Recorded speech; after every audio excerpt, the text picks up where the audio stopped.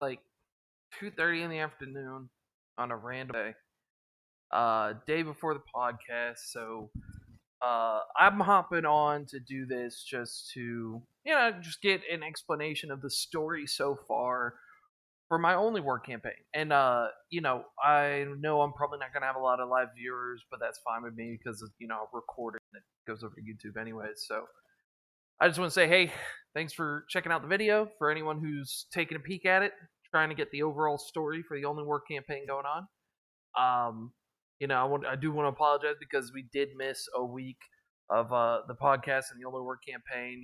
Unfortunately, personal stuff in life happens, and got to take care of it. I'm not going to get too into it, but just some stuff was going on. But hey, so I'm gonna boot up. I'm gonna pull up Roll20. Don't know why I have YouTube on, and we're gonna go over what my players are seeing right now, what's going on, the story so far, what it was from the beginning.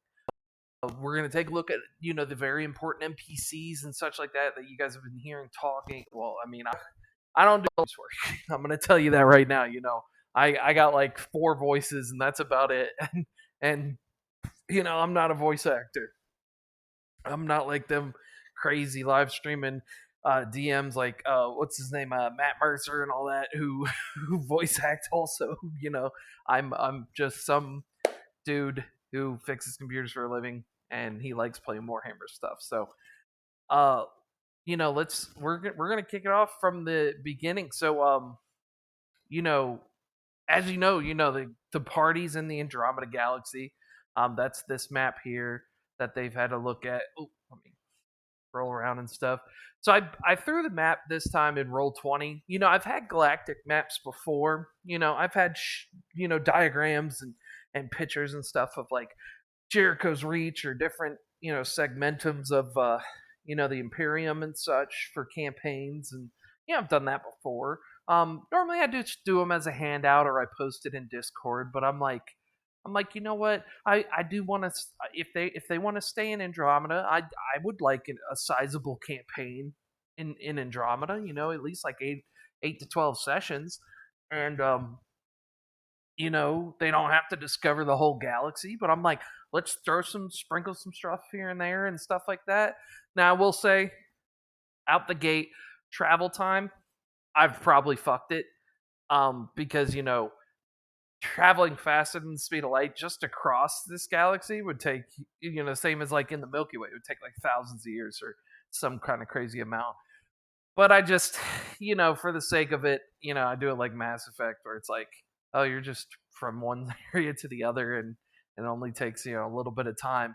Now I think Mass Effect was like something crazy like a few minutes or an hour or something, but I'm like, from here to here is like I'll do like I think they traveled from like the Enclave to the Eldar world, and I had it take like 3 or 4 weeks, and then from here to this outpost over here was like another 3 or 4 weeks. So it's like, they've been traveling for a couple months here and there, but I just made sure it's like we're gonna skip that time anyway. So, and it's like if it took years, um, fucking why did Kathor come on? Either way, but if it took years, that the humans would be fucking dead or old by the time we got there. So I mean, if it was a Space Marine only campaign, yeah, I wouldn't have cared. I would have been like, yeah, years and years, and then I would have had them run into NPCs that they worked with alongside before later on, and they were much older. And then that would have been interesting. But that's not the case. There's humans, so it's like we're just gonna skip it and keep it going. But um, as I said, starting from the beginning, um, we are basically just going through the start. So, well, the very beginning was that they were working alongside an Inquisitor Octavian, Lord Inquisitor Octavian. He was, big, large man, very intimidating, had a presence about him. Obviously, a Space Marine because he was even a head taller than any of the other Space Marines.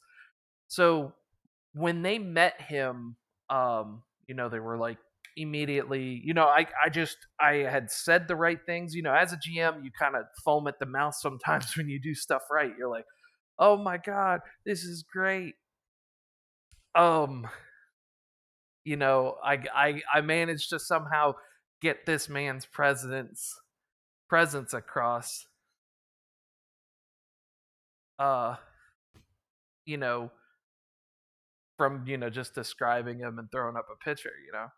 But that was great. So their first mission was to go onto a planet that was, you know, the site of a Tyranid invasion at some point long ago, and there was an exterminatus on it.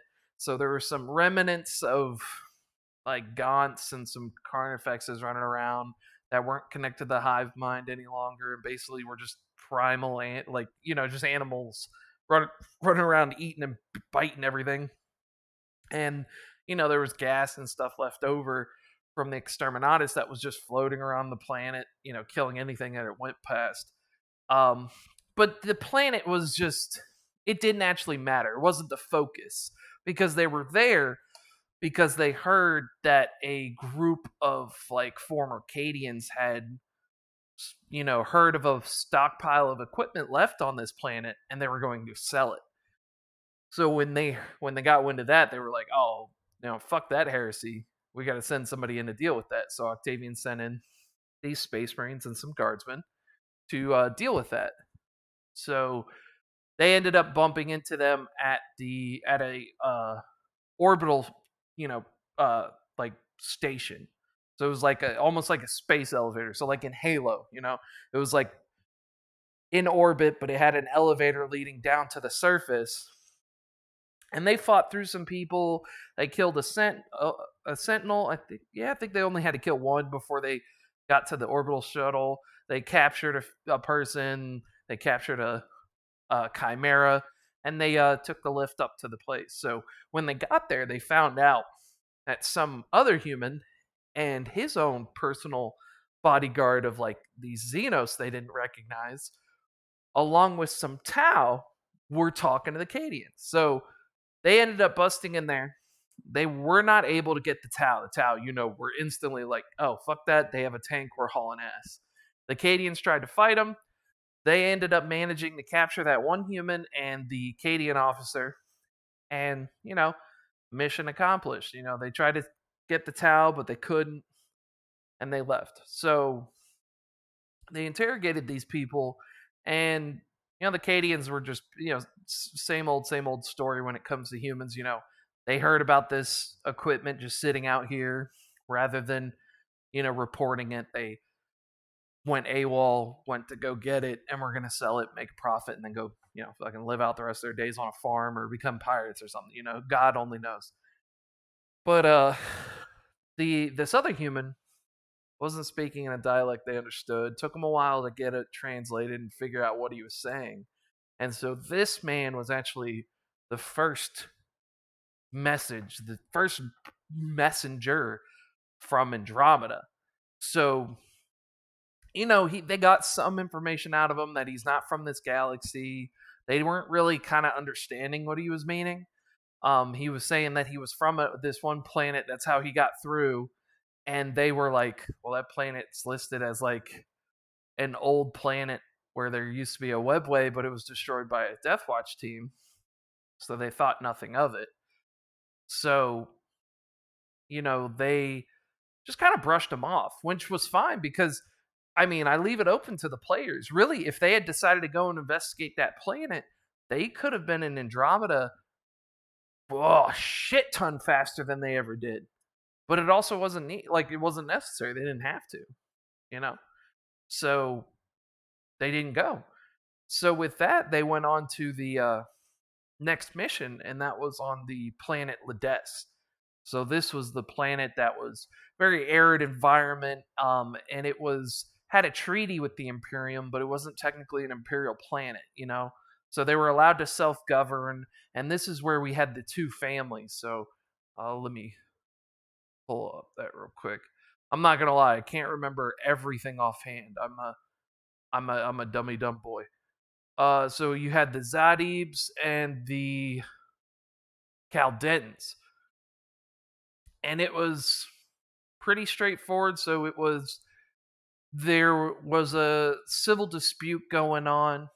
The Zadibs were saying that they had claim to the governancy and should rule the planet, and the Caldentans were basically like, "Nah, that's not that's not what we're about. That's not what's going on." Um, as it stood, Inquisitor Octavian was like, "All right, I'm gonna send Thaddeus, who's his subordinate, is an Inquisitor Thaddeus, so he's an Inquisitor that he trained. He was like, I want you to take these Death Watch Space Marines and the Guardsmen, go down there, conduct an investigation. If this civil dispute is affecting the tithes being paid to the Imperium, so like the metals, the raw ores, the weapons, the recruitment, anything like that, if it, because we're supposed to be getting a percentage from this planet as part of the treaty. So like if it's affecting that in any way, go down there, take it over, and deal with it. If the rebels will guarantee us our tithes more than the Caldentans will, boom, Caldentans are gone. Put the rebels in power. That's how much sway he was giving Thaddeus. He was like, you got this. But as they go through, I was, the way I do stuff is that I'm like, I have people doing their stuff. Like my bad guys are gonna be doing what bad guys be doing. You know, like they're not gonna. It's not like in a video game. It's not like you're gonna run around the corner and then they spawn in. Like no, my bad guys have lives, man. They got a place to be. They got bills to pay. I mean, I won't go in that much detail, but I'll sit there and I'll predict. It's like, well, if they see this, what would they be doing? So I'm like, they're gonna hear about this Inquisition stuff coming. Especially, it was a pretty sizable force. They're going down there with like 5 Space Marines and like 13 Guardsmen. Like it was pretty decent sized force. And so they land, and the players decide to split up the party. Not once, but twice. They split into a group into threes. So I got 3 Space Marines here. I got half of the party here, and then I got another group of the party over here. Like they just split into 3 areas. So I'm like, if these bad guys are watching them and they see that all these Space Marines and stuff are splitting up, I'm like, this is the best time, right? I was like, this is the best time for me to cause some shit. This is it. So I played to all their weakness, the guardsmen and stuff like that were stuck on the landing pad. I know they don't have range like I do. So I start lighting them up with a heavy bolter. I start doing my thing. The Space Marines, one of them was a salamander. They love saving people and shit. And even the Templar was sympathetic. So I had some slave woman basically crying, and she suicide bombed the salamander and fucked him up. He wasn't dead, but he wasn't having a great day. And then on top of that, I jumped their Inquisitor and their prelate priest in their little side room, and it just popped things off, man. I was attacking them dressed as governor guards. I was having civilians attack them. I was attacking them in the open, as rebels. I was attacking their NPCs that they sent off to the side. Like they didn't just split up their own party; they split up the NPCs. So I'm like, man, I jumped them. I didn't succeed. I didn't kill anybody. I fucked some people up, but I didn't kill them. But that's not the goal. I was like, I wanted to instantly install who are you gonna trust? And of course I kept attacking, I kept poking, I kept prodding every direction, every chance I had. And they ended up in a situation where there was a large crowd of people getting riled up by the rebels. And then a PDF guy who was also actually what turned out is that it was a governor guy. He was from the governor. So what they ended up finding out later on is that the governor was a demon worshiper. So all this time they're sitting there, the rebels are doing their thing, but actually that whole attack in the palace and stuff was governor guards dressed as rebels. Like it was the governor from the get-go. Now the actual crowd was the rebels. They were sick and tired of dealing with this shit, so they were gonna come and protest. They weren't gonna like start popping off shots or anything. They didn't have any weapons or anything like that. But yeah, that governor, PDF commander, he was like gave the order and just ripped into that crowd, and they all started firing. And it was crazy. So it's like Thaddeus the Inquisitor, he was wounded, he couldn't take command. Uh, Kathor, who's our Devastator, he which of course he had to choose. Oh, excuse me. He had to choose a name that completely helped out. Instead of Octavian, he chose Octavius. So now I have an Inquisitor Octavian and I have a Devastator named Octavius. I'm like, you can't change your name? He goes, this is the one I like. And I'm like, oh my god. I'm like, all right, man, fine. And we had a couple of moments like that because Dane's name used to be something else before, but there was an NPC who had a similar name, and it's like, dude, I can't keep changing NPC names. Like, these are established, like, I'm using NPCs that have been in multiple campaigns or prior characters. I'm trying to keep them honest to what they are. It's like, jeez. But that's never a huge deal. So it gets confusing a little bit, but it's not the end of the world. But yeah, they they had that happen, and of course a doctored video looking like the Devastator was shooting into the crowd and come out. So Octavian, the Inquisitor, he comes down in his full gear because you're not gonna walk outside the house unless you got your jacket on, right? He's got his full gear, and he came and gave him a talk, and I swear that's one of my favorite moments from this campaign because it's like anytime I can get his aura, his like commanding presence, like I don't want like not like a father figure, but like I do love that oh shit it's dad moment, like when it comes with the players. Like it's like when every single time Octavian has shown up in combat or otherwise, everybody's like holds their breath almost like they're expecting an ass whooping. Like it's just like oh shit dad's home.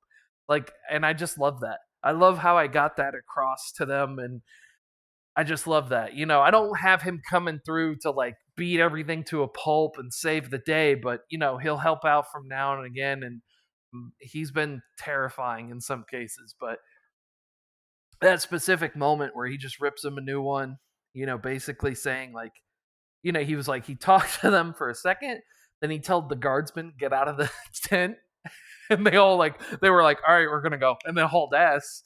And then he just looked at all the Space Marines and Thaddeus, and he's like, you are veteran upon veteran. Like you have waged war in so many lifetimes compared to these guardsmen. And he's like, how could you be tricked so easily?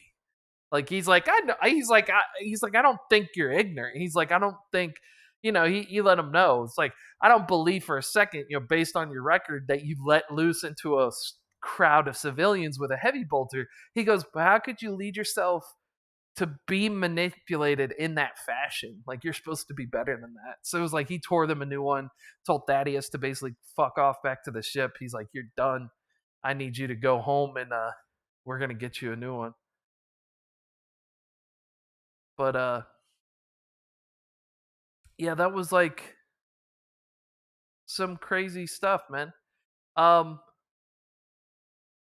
but yeah, it after that, they ended up finding out the information, the true, what was going on with the rebels and the what is it, Caldentans. Found out about it, a little bit too late, but you know, just in time enough to actually do something. When they went to the rebels to basically like kind of mend fences and be like, all right, we're gonna do this together, take down these Caldentans. Once they figured out about the demon worshipping, you know, that's of course when the governor sent a Baneblade, a shitty, unmaintained Baneblade, but a Baneblade nonetheless. Um, and about like 100 or so odd like PDF forces and mercenaries. So, and that was impressive. That was impressive. When I saw the party just mowing down light armored vehicles and stuff. Like, I thought I would have to dial down the armor and the health of the vehicles to give them a chance. Nah, they didn't need it. They had last cannons, they had this, they had that. They were tearing into this stuff, and they were messing these people up. They're so far away that it's like I should have just hauled ass with these vehicles because like they just were not getting there. Um, and it's like I took it easy on them because like the Baneblade had multiple cannons that could like one shot like 50 or 60 people at a time. Like, I mean, I had huge shit. I had stuff that was like blast 10, like 4d10 damage and stuff like that. Like, I could kill a whole squad of Space Marines in one shot. But, it's like you don't want to one shot your players. So it's like I'd hit some people here, I'd do something there, I'd give them a chance to roll off a building and stuff, make it dynamic. So I don't just fuck them and they're out of the combat. Sorry, I was drinking some tea there. Because it's like it's also like with the like snipers and stuff like that. It's you kill an NPC in front of them. Like in Gears of War. If you're a fan of Gears of War, there's a scene in the first video game where they got this guy named Carmine. If you have heard of Gears of War, if you've played it, you should remember that scene because you're sitting there, you're the player, you got some NPCs with you, and then one of them's like, man, there's something wrong with my gun. And then, wow, his head just explodes. And that's how they introduce snipers into that game. And that's the kind of shit you do. You don't kill a player like that. You kill an NPC in front of him. And then, oh, he goes, that's a scary thing. Now I know how to deal with it.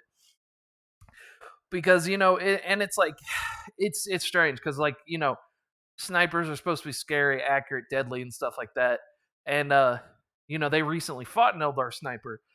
And it's like, yeah, I kept just tagging the Space Marines. But if I was really smart, I would have killed their psyker. I would have killed their sniper. I would have killed their medic. All those people are human. And then I would have started hitting the Space Marines. But there's just a way you can do it. It's like Space Marine players, they could take 1 or 2 hits from that sniper rifle. Humans, nah, they weren't going to be able to take it. And it's like I was hidden. I had multiple bonuses. So it's like if they didn't have a chance to roll to detect me or anything like that, it's the same as the Stalker Bolter for the Space Marines. It's like if I don't get a chance to detect them and then my equipment says they don't get a chance to detect me, well, it's like I'll just keep plucking at them, And it's like really all they can do is kind of metagame. It's like, well, I know the map is this size and he's not on this half of the map because we would have seen him. So we're just going to keep going. And eventually they'll run into him. But in a real situation, I just kept plucking at them. And then their stupid asses, like, it's like players aren't going to do what you would do in real life. It's like if you start getting plucked at by a sniper, you would just like pop smoke, take cover, start shooting in the general direction, or call in an airstrike or artillery or something like that, or just haul ass towards it. And eventually you'll see him or you'll run into him is what the tactic would be. But but anyways, so with Ladess, once they figured out what the rebels and the governor were really up to and they got all that stuff figured out, they were able to get the rebels to assist them. They assaulted the governor because this time he had moved into a bunker that he repurposed out in the middle of the desert. And so they went in there, but the bunker was like long overrun. Like, so what the explanation, so they didn't really get in depth with that because they didn't need to. They didn't need the full lore. So what it was is that it was repurposed. The governor did make it a new installation because he was fearful of the rebels, but then the demon took over his body, like, basically turned him into his own flesh puppet. So like at a certain point the governor was just a loyal imperial citizen, but then he became manipulated and stuff like that. And and because the thing is that the demons that were trying to come through now was not the demon prince that was there 1,000 or so years prior at the first time. So like now in the history of this planet, it was about like 1,500 years prior. a squad of salamanders went down there and they assisted the locals in defeating a demon cult and chaos cult and killing this demon prince. And then that's what saved Lades. So they went into the bunker, and that's where, of course, it's like this had been overrun long ago, so there's just like demon spawns and like undead and all that in the bunker. Well, they had a bunch of NPCs and stuff like that, and they had like now the rebels assisting them and stuff. So they had a few extra squads from the Harbinger, which is Lord Inquisitor Octavian's ship. So they went down there. NPCs are going through clearing the rest of the bunker. So it's one of those moments. It's like I don't need to make the entire bunker because they have NPCs to help them clear it. So it's like they're going to the main battle. They're going to find the governor. So they find him, and he's like this big, blobby, demon monster. He's just gluttonous, crying and eating dead bodies that have been there for months. And he's just disgusting, like that thing from Blade. So there's those Blade movies, with Wesley Snipes, and there's the one weird fat one that would like eat kids or something. Yeah, it's like that, but it's walking around just just cry. It's horrendous.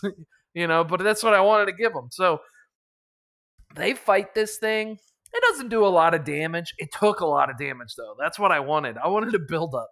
I'm like, just fight this thing. And it's like, I had them going through the whole map. I had those moments. I'm like, man, I could have a shit ton of stuff climbing out of the piles of bodies. I could have, but it's like, we've been on this planet for like 12 like more like the 90% of this campaign so far has been on this one sand planet. And I'm like, it's you don't need to fight a bunch of stuff. You really don't. It's like you just don't need to. But I had it to where I had fog war on, so they couldn't see everywhere. It was just building up momentum. Like they just kept going and kept going and kept going, finding more and more bodies and finding this stuff. Like, oh, get to the security room. Oh, they find the security guard who shot himself. And, logs were saying that, the last time someone stepped in here was like up 3 or 4 months ago. So they're just finding more information, it's getting worse and more cryptic and building and building. And, they were having a blast. So, it's just interesting. But then they have this, the moment where they run into demon energy. It's like I like to mess with warp stuff. I like to make my own stuff. I like my campaign to have this like one of a kind thing. Sometimes I like my enemies to have one of a kind things. So like I had it where like almost like casting darkness in D&D. It's like there's a definitive line. It's like, okay, everything from this room forward, it's like has this aura. So it's like if you step in this room, you couldn't see more than I think it was like 3 or 4 meters in front of you. And the librarian was trying to fight this aura. Now that's not what I was trying to have him do. Now this player is also the one who eventually quit like mid session because he felt like he was getting railroaded. Which we'll get to that point because I agree with him, but I disagree with him because there's getting railroaded and then there's like dealing with consequences of a choice. And it's like he didn't like what he was dealing with. So he was just, but he was always a bit of an iffy guy. I used to be one of those GMs where if I had a bad feeling about you or something like that, I would just be like, boop, you're gone. I'm like, bye. I can get another player. But I didn't like how that felt. It's like I know these people are nice people and stuff like that, but it's like at the end of the day, we're all here to have fun. And if I can't have fun and you're not having fun, then we're just wasting each other's time. It's a hobby. It's supposed to be, have rule number 1, golden rule, have fun. That's for everybody. But I digress. Anyways, so there's like this aura of darkness. You can't see or hear anything out of this like 3-4 meter range. And as the librarian's like passing his willpower saves and stuff like that, he's pushing it back. He's giving them more area that they can see. So it's like now it's like 5 meters, and he keeps doing that. And I'm like, okay, cool. Now I didn't tell him. I'm like, he could just as easily do that inside there with his friends as he could outside. But I didn't tell him that because metagaming. I don't have to tell him that. He can figure that shit out himself. But as they progress, they start to split up again. I don't know why. I thought they learned their lesson when they first got to that plant, but no, they split up. I guess because they're in the same room, they feel like it's not a big issue. But they start slowly, one by one, the group starts running into the to the Demon Prince. Which of course they rolled their fear test. Which I had to revamp fear. I don't know, something about fear. I feel like the the results of it, the chance that you could die, I know it's not high, but like the chance that you could die, some of the stuff that's on there, I feel like is too crazy. Um, and so it's like I just dumbed it down. I made a simpler chart. It's based on degrees of failure. There's no rolling, additionally or anything like that. It's pretty much just like, okay, did I fail? Did I fail by how many degrees? Okay, I take this thing. And it's just 1 through 5. And it's like the odds of someone getting 5 degrees of failure, not often. But if it happens, boom, it's there. Most of the time, people are going to get like 1 or 2. But, it's still inconveniencing. But I made it to where fear works a bit more like D&D, where it's like you're afraid of the thing until you pass, and then you're not afraid of it for 24 hours. Um, it's which don't quote me on that. I don't even know if in fantasy flight games if that's how it works or not. I just know that I remember the chart, I remember rolling, and I don't remember if it means that you have to roll a fear test every round or if it is just once when you have sight of the thing. But I dumbed it down. Made it simpler for my people, and they seem to be enjoying it so far. That being said, I don't really put fear on a lot of things. But I might have something on. I might have fear on something coming up soon because you know what? Fuck it. It's about time they should shit their pants. But so they fight these demon princes. Uh, and so these are new demon princes. I wanted to make my own. I'm like, what if you had a demon prince who's like demon prince to a god, and this one he was demon prince to Zinch. And actually, let me pull those up. Or not locations, enemies, demons. Oh, why are there? I don't have their pictures. All right, I'll have to fix that. But I gave him the name Idol Bayoth. He's a former demon prince of Zinch who gained his power over the millennia through manipulation and combat, acquiring the rank of demon prince, and then learning his true name. He desired power that might exceed that of his former masters. So my thoughts behind that are and they talk about it a little bit with some demon princes, is that like some of them are so old that they don't remember what they were or who they were. So that's what I was like. I was like, what if this guy's been a demon prince of Zinch for so long he just forgot what he was or who he was? Like maybe he was a warrior, maybe he was a tax attorney, maybe he's just a weird guy. Who knows? But he remembers his true demon name, and he, that's normally how they like their. I don't understand the whole name thing. It's like that's how their powers tied to them or something. But either way, he's like, that's me. I'm dope. That's awesome.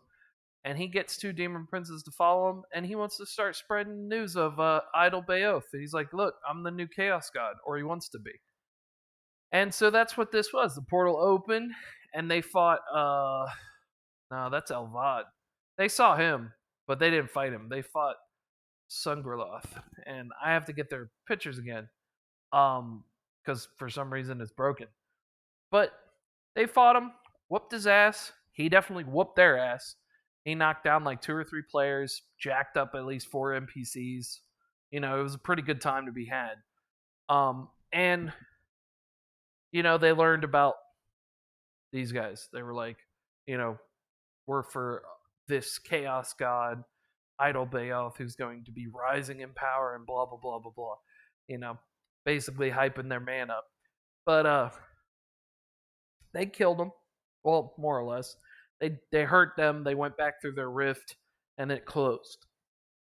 With that, boom, saved the planet. Call it a good day. The Inquisition, was going to send some people to finish their whole investigation, stuff like that, into the whole tithes thing. And they decided, at the end of their investigation, they were going to put people from the Zaidib's family in charge, and they were now the governmentship. So everything came back, and these loyal imperial citizens finally got the credit they deserved and the rewards they needed, and that's good. But oh, what's up, Brad? Yeah, do actually you can hear me talk, so I don't have to type in chat. Yeah, I'm doing a whole story catch up for the whole campaign. Right now we're at Lades, which was mission 2.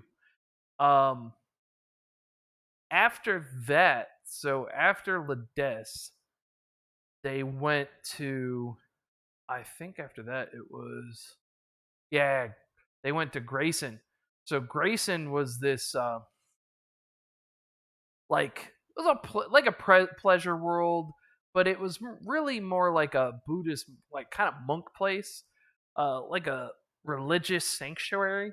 So yeah, so the description of it was it's a pleasure world that focuses on healing the mind and the body rather than playing into basic nature. So it's like instead of getting prostitutes and stuff, you'll get like incense and nice like yoga and and enlightenment and stuff like that. It's about healing and bettering yourself as opposed to like, you know, fornication and whatnot. So this is a planet that is like in Jericho's reach. So it's like out in the eastern fringe of the galaxy. So there's not a lot of Imperial presence out there. Um, there's Death Watch teams, there's some worlds that are Imperial and stuff like that, but it's like not all of them are within like Imperial controlled space. So this one is just outside of it. So it was a colony of mankind, like over and over again. It would get colonized, they'd lose it. They'd get colonized again, they'd lose it. It's just a continuous battle of like losing it and colonizing it until the last time it was colonized by a mining company. They dug this artifact up, and then the mining company just disappeared. And it just, all of a sudden, there's just a group there that built these nice cities and stuff, and they're all talking about peace and love, man. And there's these like guardians there. So the shrine is basically just this large copper ball in the center of like a mausoleum on a pedestal that was not made by man. So and this is a planet where like road traders, Eldar, Dark Eldar, like Inquisitors, like everybody goes there for one reason or another. And the race that's like these humans and stuff that are there and these guardians, they keep the peace. So it's like if you fuck up there and you start glacking, they're gonna ruin your day. So they're like basically, you know, we don't really like people walking around with weapons and stuff. We know you have to protect yourself, so you can carry small weapons, but no overly aggressive shot signs of force and stuff because they're like, we will keep you safe. Don't worry. And we demonstrated that to the party when like there was a regular Eldar and a Dark Eldar getting into it, and the Dark Eldar broke the Eldar's arm, and the Guardian walked up and was like, "You're gonna stop," and pushed her back, and she pulled the blade on the Guardian, and he's like, "Okay," and just hits her with his spear, and she goes flying like 20 meters, bounces off the floor, hits into the wall, and she's just dead, limp, done. And he's just like, I'm sorry that it had to come to this. And a guardian helps the Eldar, and then another one just drags her limp body away, and they just clean it up, and it's like nothing happened. Um, but this orb, this copper orb, turned out to be like an enhancement to psychic powers. It was, you know, like the party never found out the full meaning of it because it's not known, but it's like I wrote in and decided for this thing that it was designed to amplify psychic powers in the aspect of like communications or people who could see into the future. It would assist them with that and stuff like that. It was to amplify. magnify those powers. So when our priest boy, who during his fight with the Bane Blade back on Lades, so back on that planet, Lades, with the Bane Blade and the governor and all that, when that Bane Blade was fighting the party and it got disabled, the guy who was commanding it came out and he was possessed by the demon. So he was basically turning into like a demon spawn. Well, the Black Templar, Dane, and the priest decided to challenge him. And they fought him. And it wasn't easy. Because the more and more damage they did to them, the more and more demonic he was becoming. Until they basically burned through his healing factor and he couldn't heal no more and he killed over. But in the meantime, he's damaging them too. And he ends up biting Dane on the arm, and the demon's blood seeps into it. And then the priest gets cut up across his chest and stuff, and the blood seeping into it. But they kill him. Now that starts a journey of willpower, where we have the priest fighting with the demon entity for control of his body. So off screen, I'm letting the player know, like, hey, give me a willpower test. Hey, let me, give me a willpower test. And this happens over the course of like 2 or 3 weeks. And Dane, I pull him in one day because he's rolling his saves and stuff. And I'm like, well, we're, as they come from Lades, they killed the Demon Prince. Right? Actually, no, sorry. After they killed the Baneblade, they went back up to the Inquisitor's ship to give him the whole scrub down of what happened. Then they went to the governor's bunker. So in that meantime, when Dane came back to the ship, he had to go into the briefing room. The priest had to go into medical quarantine. And then Dane had a whole freaking, crisis on his hands because he could feel this, demon presence, in his arm. And he's rolling his willpowers. He's doing good. And they didn't know they were opposed willpower tests. So it's like, one of them would roll and they'd be really shitty and they'd be like, oh, and then I would just so happen to roll really bad. And it's like, so they're thinking they're doing bad. They're doing pretty good. And they come out pretty much ahead. And Dane's like, I'm like, dude, at this point, you can see this black stuff moving through your veins, up your arm. And, like Evil Dead or something, it's just crawling up his arm. And he's like, do I have time to get the commissar and stuff? And I'm like, you can, but it's definitely going to be past your shoulder. And I mean, once it's past your shoulder, it's, you're basically, it's in your chest. And you ain't cutting off your chest, that's it. So he's like, well, I don't really have many choices. I'm like telling him, you see flashes of, the Black Templar who trained you and stuff like that. And he's telling you, the flesh is weak. Cast the flesh from your body. Kind of hinting at it. And he's like, I'm going to cut my fucking arm off. And I'm like, you don't have any of your equipment. They put you in an interrogation room with none of your equipment. You're just in pants and stuff. And he's like, can I break off a piece of the table? I was like, what do you mean? He's like, I'm going to break off a piece of the table. I'm going to cut my fucking arm off with it. And I'm like, all right, yeah. I'm not going to stop. This sounds dope. So this Black Templar's sitting there and he breaks off a piece of this metal. And then he's like, I got to break my own arm. And he breaks his own arm. And then he just starts cutting. And that's when the commissar and everybody comes in there. And he's just got this stump. And he's just cut his arm off. And he's just like, I've cast the demon from my body. And then passes out. And he was like, that's amazing. I'm like, and meanwhile, the priest, he did enough of his saves to where he controls his body, but the demon presence is still in there. So if he keeps winning these willpower saves, eventually he'll cast it out. But Dane was like, and it was funny too, because then they're like, all right, we got to go fight this demon prince on Lades, because, it was in between that. And Dane was like, how long till I can get a bionic arm? And I'm like, dude, that's going to be at least a couple weeks. And he's like, all right, fuck it, I'll go. So I was like, he went and fought that demon prince one-handed. I'll give him that. I was like, he's definitely badass moment for a space marine. It's like, I cut my arm off and I'm gonna go.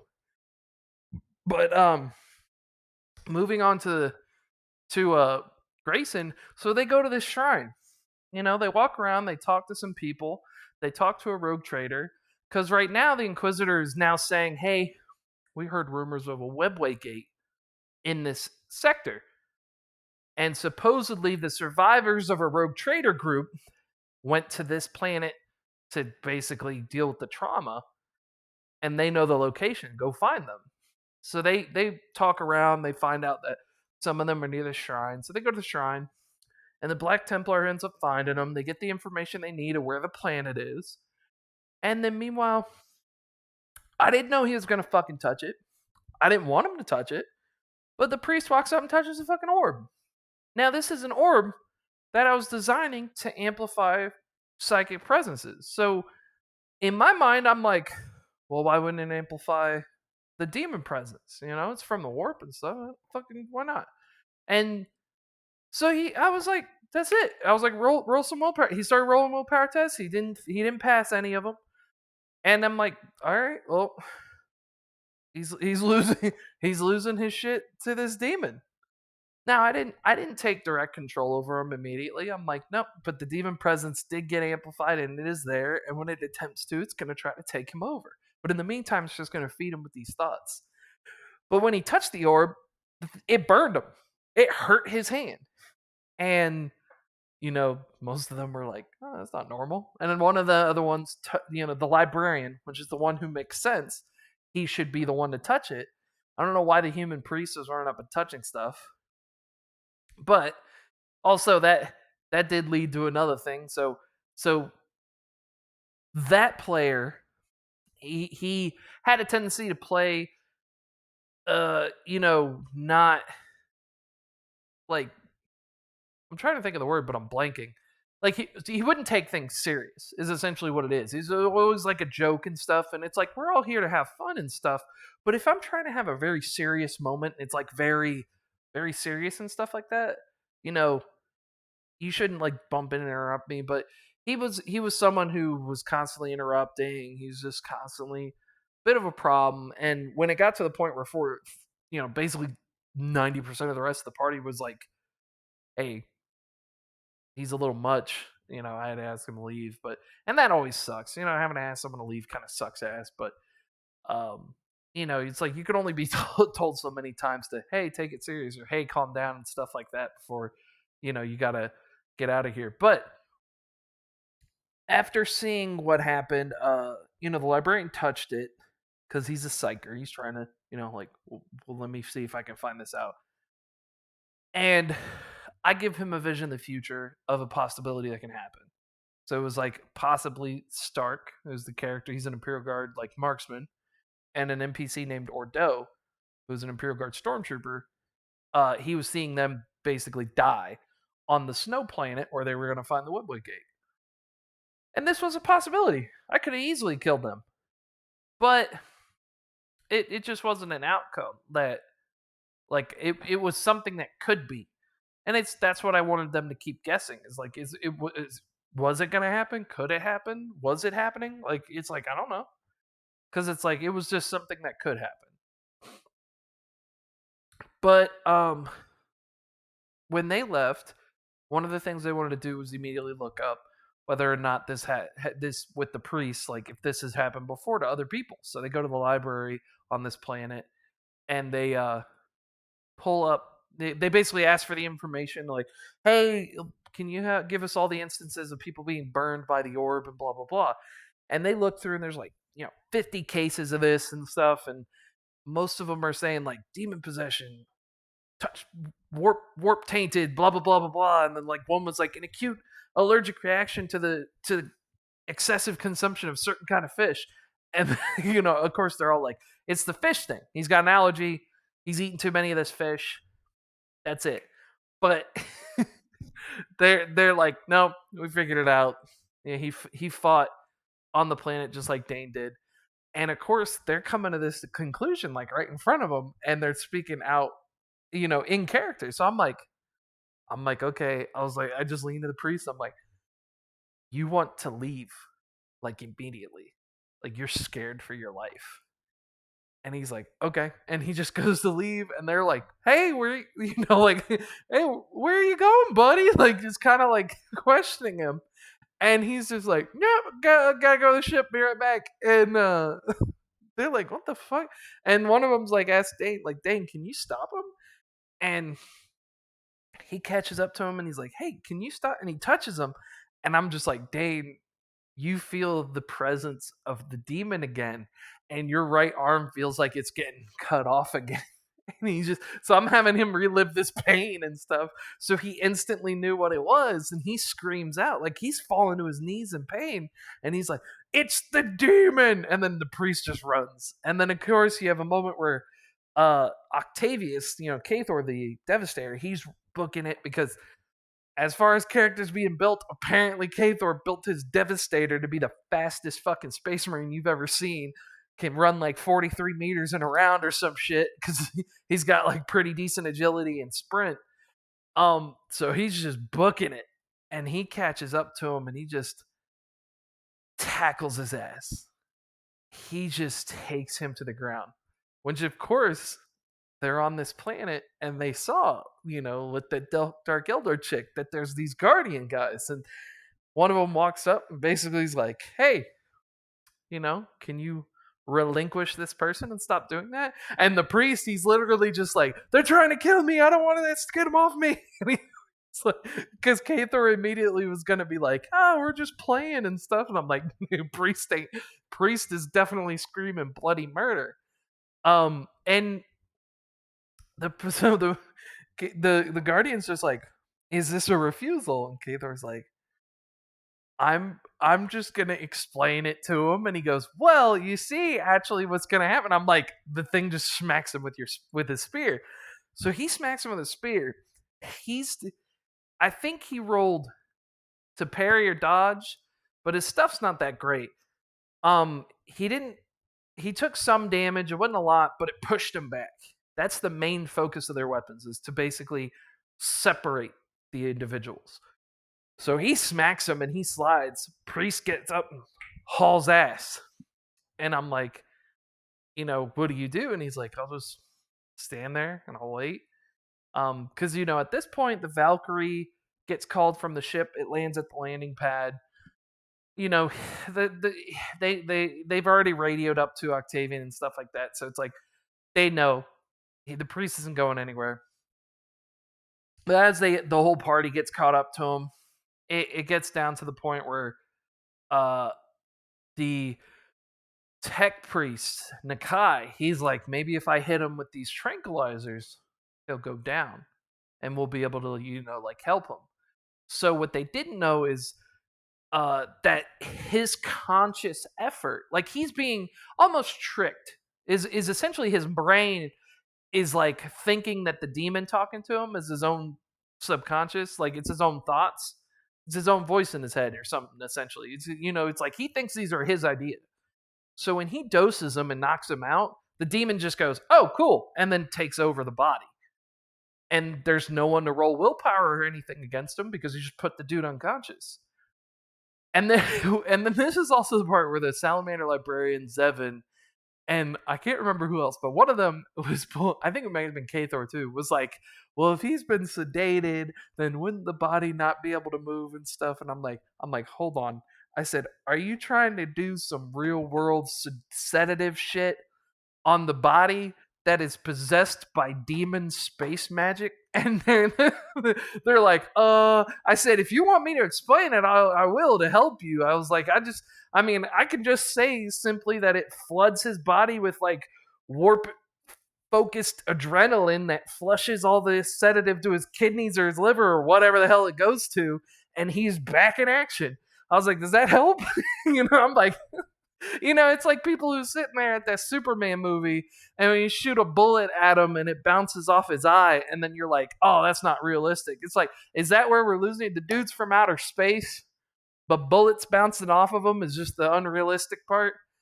It goes, but I just, it was a funny moment. But so he's going like full demon, ape shit. He cuts Nakai up pretty good. Almost kills him with like a fucking knife. It's pretty interesting. and starts to like grow these like demon growths and stuff like that. They start laying into him, and then Stark, the guardsman marksman, gets, because they all had their pistols. They only had pistols and knives, so they had to kind of act quick. They didn't, it's not like they had a heavy bolter and shit on them. They just had to kind of start, and that was it. But they all start popping shots off. Stark shoots him, kills him by hitting him in the head. Does a pretty awesome, pretty decent damage. And then that was it, And then of course Stark's like, he's an insensitive prick, so he's like, I do a pistol twirl, and I was like, you're a piece of shit. I was like, fucking, this is like your comrade, right? I mean, but it is what it is. So that was, it sucked. It was sad. They had a little memorial for him and stuff, and that happened. But as they like, say goodbye to him, the player had to make another character. They begin to leave to head to this planet where the webway was, because they found out that information. Now that's also the time when they find out that the priest was not only still had a demon presence in him, but he was fucking sabotaging the ship at night. So they had learned that like a tech had been killed on the ship, but they weren't really sure how or like why. Like, they didn't know if a guardsman had gotten into it with him, or if, something happened. They just know that he got stabbed. So like security was pretty tight. But what it was is that apparently the priest was waking up in the middle of the night and going around, and he went and put a bomb on one of the engines and got caught. And he killed the tech priest and then like drug him to another part of the ship and hit him. But by the time they figure this out, it's too late. So they come out of the warp over on this planet. Bomb goes off, sabotages the engine. Wasn't too severe, but it was enough to stop the ship for a while and needed repairs. So everybody, tries to help out as best they can. Help put out the fires, lock down certain areas, clear debris, fix the engines. Well, while Nakai and the NPC Celebrimbor, who's another tech priest, while they were fixing the engines and stuff, a chunk of the catwalk collapsed and they fell through it into a lower hangar that was mostly just used for storage now. It hadn't been used in a long time. It was just storage. So they're like, well, we fell through here. We'll make our way back up. And then, probably by then the repairs will be done, but we can still try to help out. So when they made their way through, they come up and find the head tech of the entire ship was sitting there working on something, and there's this like floating piece of technology in a vat, and he's talking to it. Well, when Celebrimbor and Nakai come around the corner, they're like, basically, hey, what the fuck is this? And Celebrimbor and Nakai recognize what the technology is, and it's an STC. And they're like, oh. They're like, you shouldn't have this or be using it. And they start talking and stuff like that, getting information. And it boils down to Celebrimbor's like, hey, we got to kill him and take this STC and bring it to the Imperium. Lord Inquisitor Octavian, if he knows about this, this is against the rules. And Nakai's like, kind of on the fence. And Celebrimbor says, you're with me or against me? And the guy's like, all right, well, I know you more than I know that guy. So, basically it was like, hey, it's for the Imperium, and the Imperium's rules is what we follow. And then before they could, as Celebrimbor's raising his pistol up at the guy, before they can even do anything, they hear a few thump, thump, thump, heavy footsteps, and a power sword punctures through Celebrimbor's chest, killing him almost instantly as he dies on this sword. And then Nakai is picked up and grabbed by a gauntleted hand around the throat and lifted up as he's faced eye to eye with the Lord Inquisitor Octavian in full equipment, just power armor and everything. And, Nakai's basically like, where's Fear? Like, how do I need to run the program for Fear, because he's just shitting himself at this point. And, it was a tense moment. And Octavian basically gives him a very brute, straightforward answer of like, this thing is like an advisor. It gives it's a tactical advisor. He thinks that this particular STC was used for like to help commanders and stuff do tactical plans with like wars and stuff like that. And he's like, we use it to help us, and I use it to help us advise crusades and stuff that are going on, and it helps us maneuver all of the assets we have under our command. And he's like, your family made a deal with me because when I found two of them, I gave them one. And in return, they were supposed to give me someone to operate this forever. And he's like, you're supposed to be the third generation of someone from your family to operate it.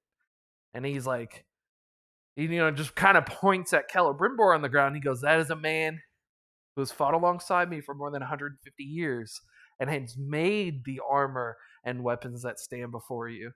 And he goes, I killed him without a second thought. He goes, so you will have one question. Are you going to honor your family's deal? Or do I have to find a replacement? Which you already know means probably he's just going to squeeze his hand closed and snuff Nakai's simple life out. And that's going to be it. And then Nakai, obviously, he's like, I'm fucking on board, man. Let's go. And it's like no, like I don't know, like those moments like that. It's like the player didn't feel railroaded, but I feel like it kind of was. Like it's like I didn't give him really much of a choice, but he could have made choices. He could have turned on Celebrimbor. He could have said fuck you, Octavian, and spit at him, and then whatever happened happened. But it's like situations like that happen in life, No, I mean probably not that severe with everybody, but sometimes you do have moments where it's like you can only have one thing, not the other. It happens. But after that, they end up going to the ice planet, and this is where so this is where we had to introduce a space wolf scout, which was the priest's second character, this guy named Jay. So, I've said his name on the episodes 100 times, but he was the one. He just, we just had issues. It wasn't a big thing, but it was enough to where we all weren't having fun anymore. So he left. So eventually his character just kind of poofed. But he was there in the meantime. But the party basically proceeds through this ice planet. Oh, sorry. And as they're progressing, they see some wildlife, not too much, but the planet itself had a little bit of a background and story. So what it was is, so it just had a designation, like C556X223. That's what it was. It wasn't anything important to where it had a name. But so it was, the story behind it was that it was a former hive world that was sucked into the warp. It was plagued by chaos forces and demons. And oh, hold on, I have someone knocking at my door. I'll be right back.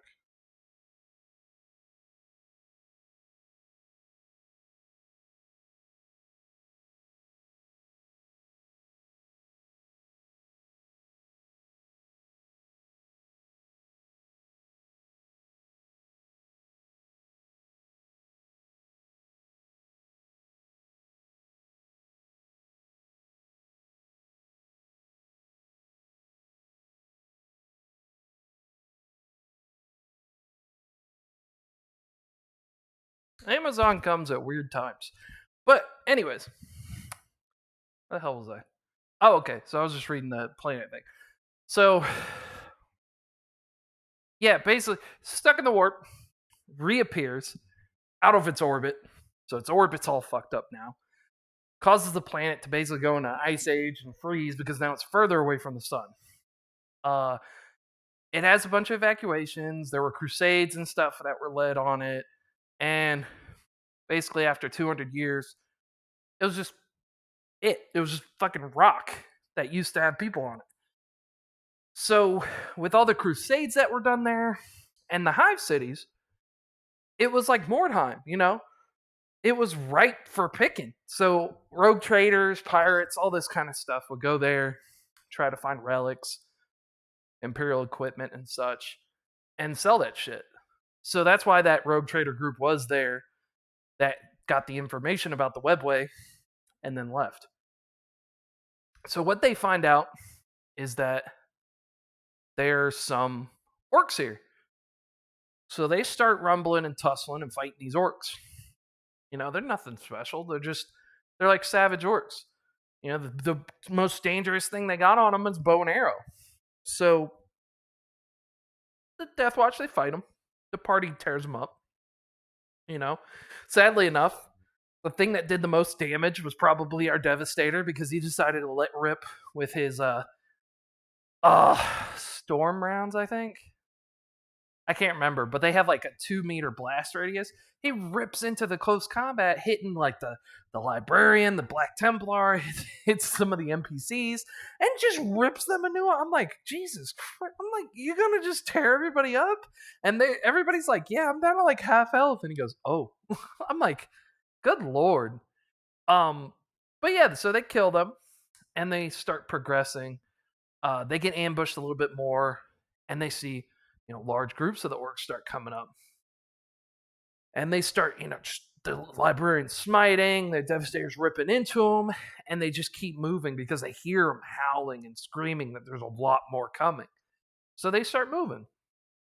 At this time, they start running into an Eldar warp spider team.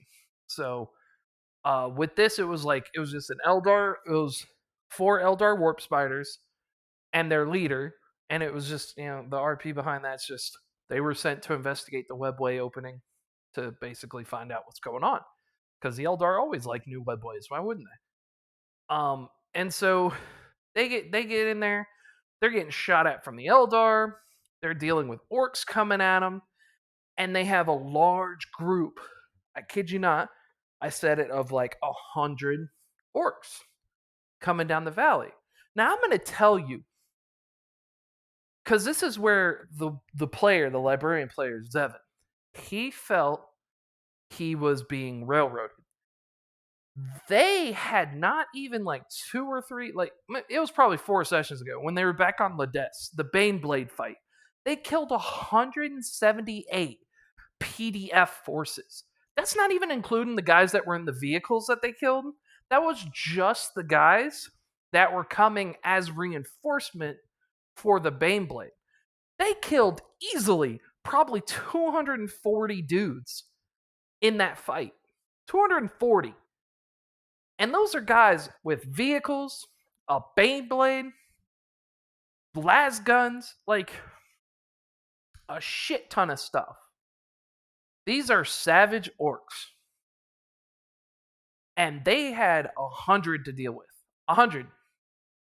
And they also had 4 warp spiders and like an Eldar. I forgot what it's called. It's not Farseer or anything like that. They didn't have psychic abilities, but she was like basically like an Eldar Ranger, because I gave her the long rifle. But nothing crazy special. They killed all 4 warp spiders. They almost killed the Eldar chick, but she hauled ass. They killed. I think they knocked the orcs down to 70 in like 2 turns. So it's like they could have just fought their way through them. It's 70 orcs. Like it's 100 orcs. Either one, they would have wiped them out. But the Eldar was doing some pretty good damage. And the warp spiders did pretty good damage too. But for some reason, they were all running into the webway. So it's like the Wolf Scout ran into the webway, Stark and them ran into the webway. Like everybody was just choosing to run to the webway as opposed to fight. And some of them were like, well, clearly the GM wants us to go in the webway. I'm like, you can. But I was like, that's up to y'all. I'm like, you don't have to. I was like, to be honest, you could run past the Eldar and force the orcs into the Eldar and just fight them both.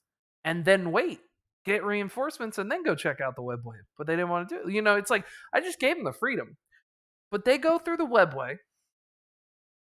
They're, pretty much surround. Like, as they go through, they see, like, it's basically on a jungle planet now. It's not cold anymore, and they see a bunch of freaking humans in different combat armor and stuff doing their own thing, and they notice them, and then they all start kind of surrounding the party. And then from here, at this point, I'm like, yeah, it's kind of railroady because it's like you can fight. I'm never gonna tell someone you can't, but I'm gonna let them know. I'm like, you're not really gonna survive this. I was like, because this was a forward operating base for it was the Ruby Syndicate. That's who this was. So it's a group of pirates, smugglers, mercenaries, and cutthroats, hitmen, all that, blah blah blah. It's the who's of bad people in the galaxy. And this is when they find out that they've gone to the Andromeda Galaxy because with webways, people say the 40k lore hasn't flushed out the webways 100%. They literally say the Eldar don't remember where everything goes. No one has a full map of the webways, and they said they're kind of keen to like Stargate, from like the fucking Stargate universe. And I'm like, well, Stargate used the Stargates to go to other universes before, so I'm like, why don't webways do that? And my thing is that my explanation with the lore and stuff is that I wanted it to go to another universe because not only did I want to introduce another universe, I'm like, I believe the old ones created webways to go to other galaxies because they were going to reset the Milky Way in some way.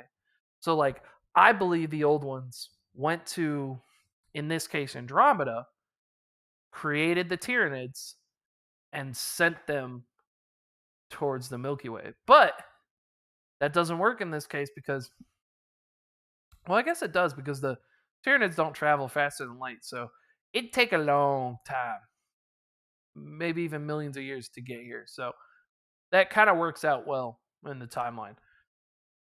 But, whether or not that's true, that's something we'll figure out later in the campaign when I finalize it and stuff. Because I'm not gonna lie, I'm gonna involve every damn thing in this campaign.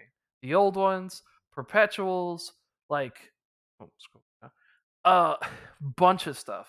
Like, I don't want to spoil anything. I kind of do, but I don't want to because I can't really talk to anybody about this too often. Um, what happens in the campaign and what I'm planning and stuff because either they're in my campaign or I feel like they're watching it and they don't want it spoiled. But either way, so they meet these guys, and yeah, it was kind of like a Negan moment for The Walking Dead. I never said I didn't pull inspiration from stuff. It's supposed to be a tough moment. It's supposed to suck. They're supposed to be teaching you a lesson and stuff. Because you basically came in on their territory and they don't like you. Because they forced those orcs through the webway to get them off this planet so they can claim it as their own. So they seal the webway with like a shield that keeps them from going back through and also kills any orcs that come through it. And they're like, drop your weapons, and they decide to kill two of them. So they killed Sergeant Matthias, an NPC that was running the guard squad.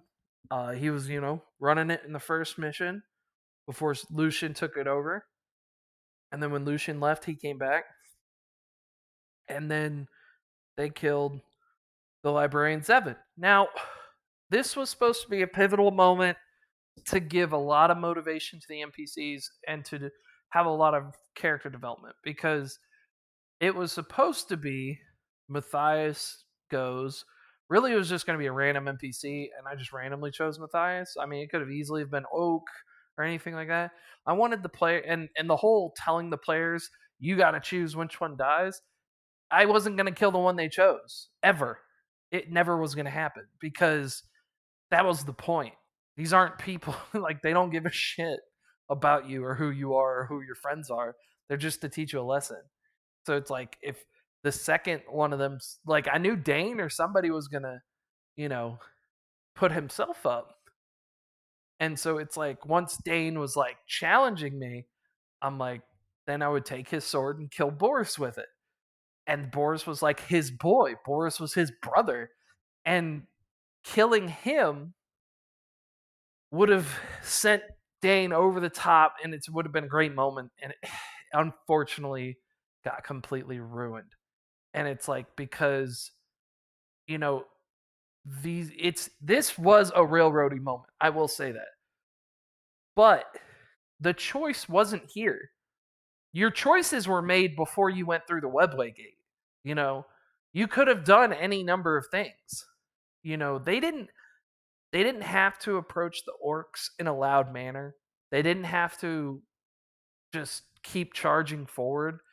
They didn't have, there's so many things they could have done, and they could have easily have fought those orcs in close combat, adequate. Like, I couldn't have knocked them all down before they wiped me out, and they just didn't do it. So, and the warp spiders and stuff, they had a good damage output, but I mean, you saw them. If you see the video, like Zevin and Dane, they kill warp spiders with like one hit. They just had to tag them once. They did like they're doing like 26, 28 damage in a single hit. Like, most things aren't going to be tanking that unless I build some nice beefy shit, or I get a Carnifex, or a Dreadnought or something. But or other Space Marines. But even then, other Space Marines would be hurt by that. But so Zevin had a whole like meltdown, stormed off. But he just quit. He dropped out of there, dropped out of the Discord, was messaging me, being like, "You railroaded me, and I feel like it's bullshit and stuff." And I'm like, and I just, I was like, I just messaged him. I'm like, if that's why you're really upset, that's kind of like sad. I said, you could have just acted like an adult, brought it up to me after the game, talked to me like, man to man, like, we're adults. I'm not here to babysit children. It's like, bye, good riddance. Because it's like, if he had talked to me, he's like, man, I really don't like how that happened and stuff, and I would have just explained it to him. I'm like, your choices stopped at the Webway. I said, but I wasn't forcing anyone to do anything. I was like, you guys have killed hundreds of guys before. You're Space Marines. I'm like, you literally killed like 40 orcs on the ridge line with Smite not too long ago, like in the same session. And he's just, so it's like, you don't give your GM a chance to explain anything. You don't talk to them. You don't communicate. It's whatever. But it was like, I already knew he was a problem guy like a few weeks before that, because he had a moment where he missed 2 sessions in a row. And his excuse for one was, oh, I forgot it was Saturday. And then the other one was like, oh, I was sick. I'm like, you couldn't text me, let me know or nothing? And he's like, oh, I'm sorry, I forgot. I'm like, I already knew. I'm like, all right, I think he's just not vibing with the campaign. He's out. But it sucks that it happened like that. It sucks that Jay was kicked because of how he was and stuff. It just sucks, but it happens. But that really did fuck up a really pivotal moment in the story, because Boris dying there would have been just another level for Flint and his character. Like, it would just been next level shit. But now Boris is alive. Zevin died. Nobody once he did that, like, once they stopped caring about the player because none of them agreed with how he acted, they shit on the character. They were like, yeah, he's dead, whatever, take his gear.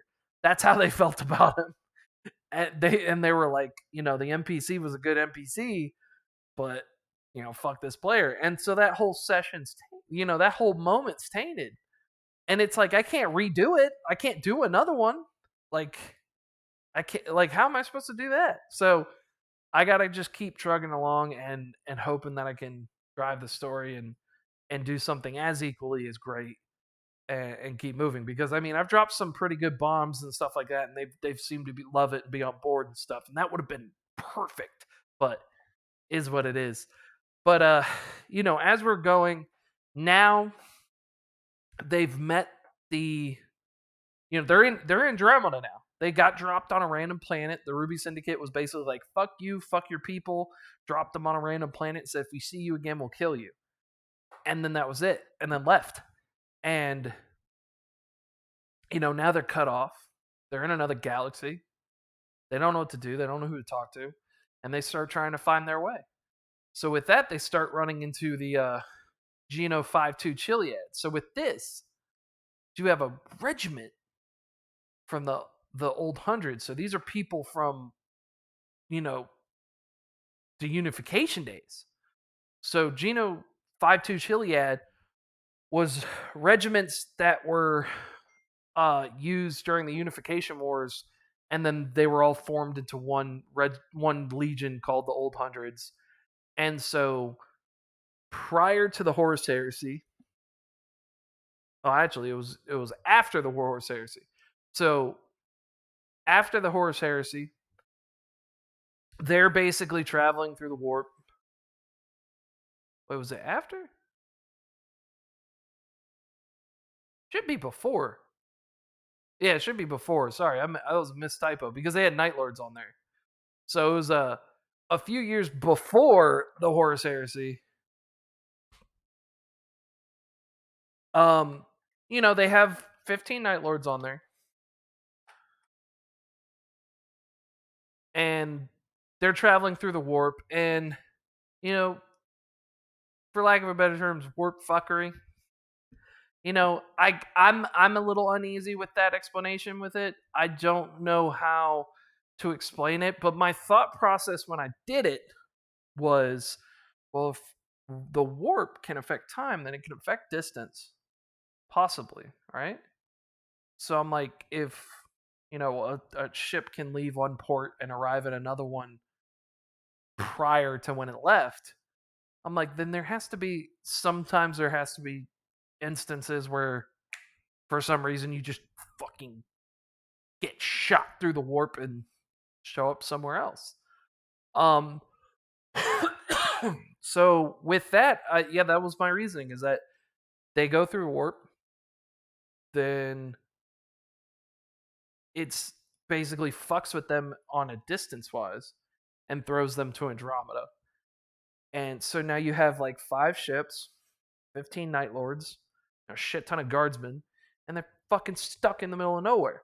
And at first they wouldn't know anything. They'd be like, "Why can't we detect the Astronomicon? Why can't we navigate? Where are we?" Like they'd be so confused. So they would just find the nearest planet and start chilling, and then so it's like slowly over the years, they start trying to navigate as much as they could, but they had to stay to a small area. They can't travel like that. And then they bump into other races, bump into Gaians and stuff like that, and then it starts going, how it is. So, over the basically the next like 10,000 years, that's about like 600 generations of guardsmen. You know, they colonize 2 planets. They have about 3 other planets under their control. So they basically have like 3 feudal worlds under their protection and 2 main planets. And the feudal worlds basically just grow food for them. And they got about a population between the 2 planets of like 6.5 million, and they have about you know another like 1.5 million that are active duty guardsmen and stuff. So over the generations and stuff, eventually there were webways that started to open, and the crap, I forgot what they were called. The psychers who can detect the Astronomicon, they were detecting the Astronomicon through these webways. Now, only in a certain radius. Like, it didn't cover the entirety of Andromeda, but a certain radius. And a few of these webway gates started to open up over the years. So they started to use those to navigate and started to warp travel with that. So it's like they were able to, kind of jury rig a way of warp traveling through. And now they were able to spread out a little bit more. And so they started to form outposts and stuff towards Gaian space. Well, at some point they run into the Gaians. There's obviously a big, difference in their ideologies, and a war happens. So, 175 years prior to the party arriving in Andromeda, this war happens, and the Gaians go toe to toe with the Imperium. It's pretty brutal. It's a pretty bloody war.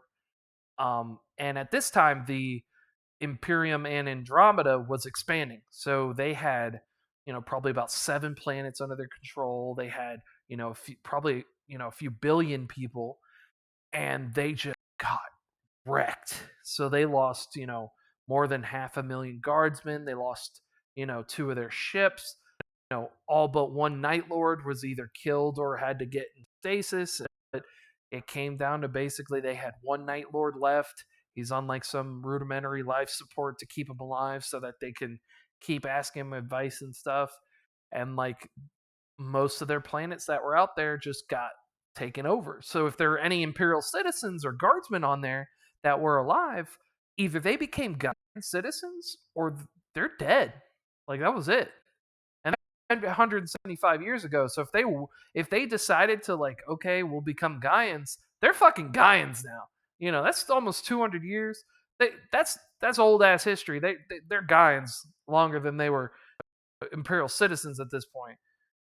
But the Imperium only they ended up making a ceasefire treaty. They have their space. The Gaians have theirs. There's a whole lot of neutral space, um, which is what this is. So it's like you have this whole thing here. This is the Imperial Guard space, and this is the webway gate right here that the party came out of. And then this is the planet Guard. That's the planet they get dropped on. That's where they met the gardening robot. And then the 2-5 Chiliad came, the 5-2 Chiliad came out and grabbed them. And then these are you have the couple other webway gates that are open. And so the Imperium only has this one forward outpost, and they have a few agents on some of the Gaian planets.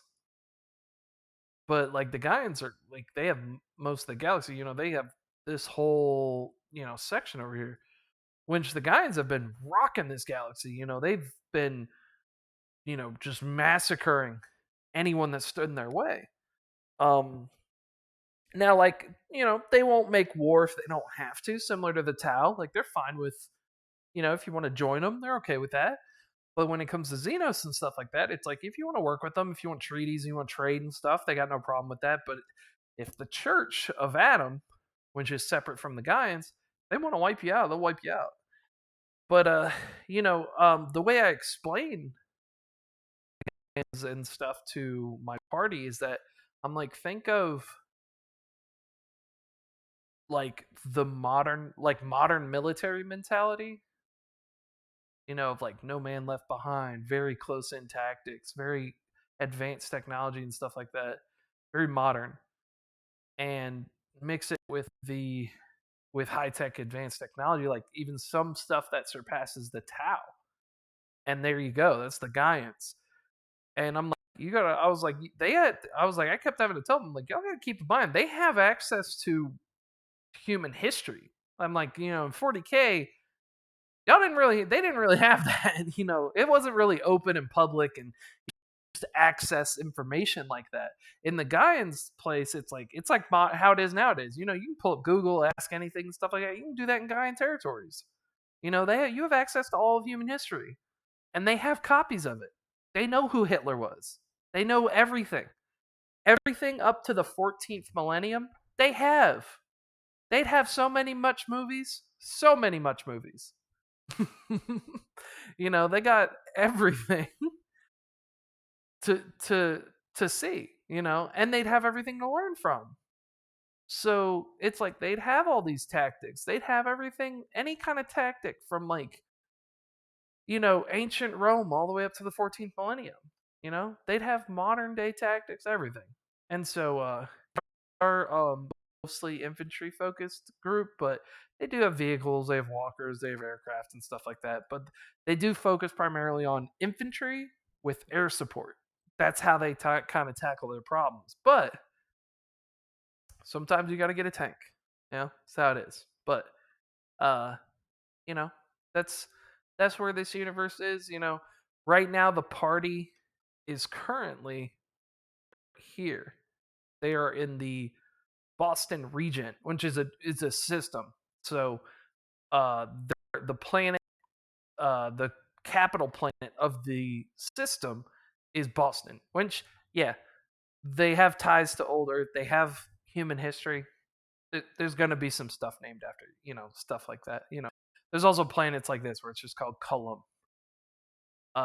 So I mean, there's going to be different stuff, but yeah, there's gonna be some old world like stuff like that. Um, so like the here we go. So yeah, so the Boston planet, the capital planet of the Boston region. Its population is about 17 billion. It's highly industrialized. Most guys believe it will be voted in as a core world in the next 10 years. So core world is like it's considered like fully colonized, like it's the end of the line for a planet. Like it's so industrialized, it's so colonized and whatnot that they'll start building like orbital stations and space elevators and stuff like that on there so that they can basically establish it. And most of the time when a planet reaches that point, it doesn't produce resources, it just produces people. So it's more of like it's going to have to import a lot of stuff. So it's like when something reaches a core planet, um its value is pretty much just in what it can produce from raw resources coming in.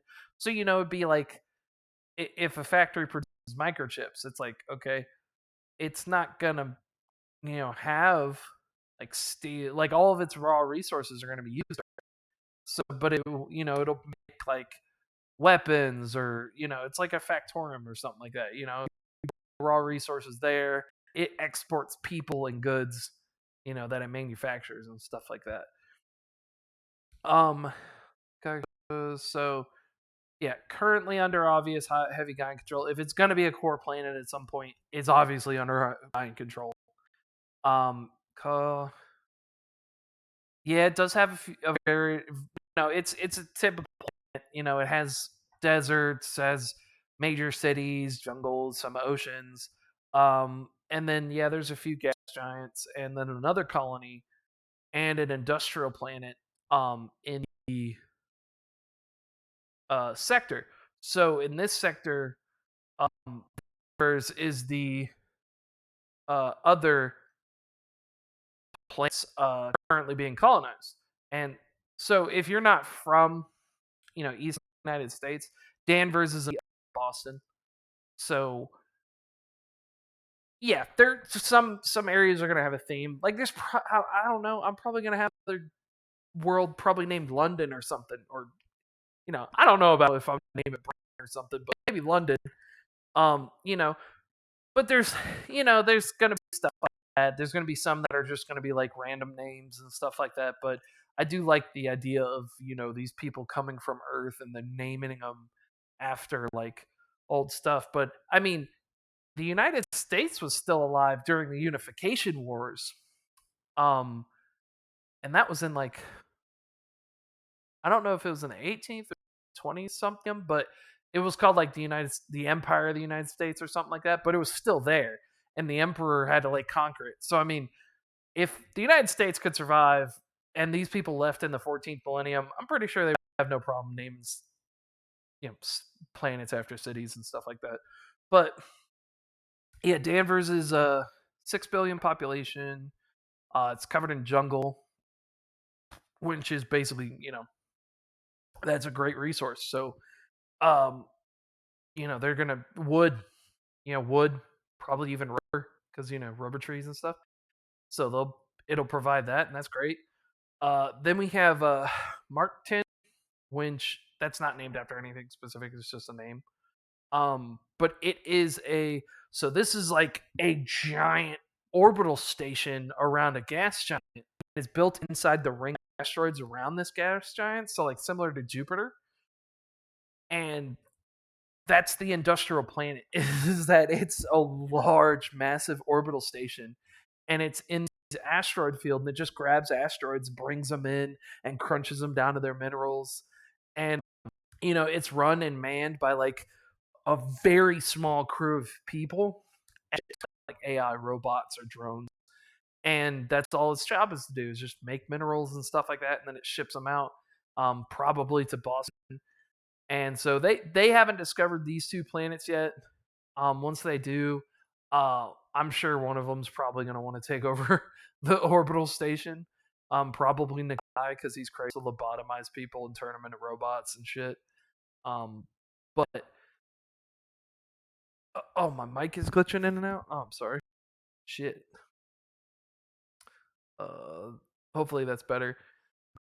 But yeah, they as of right now, they've got to Boston.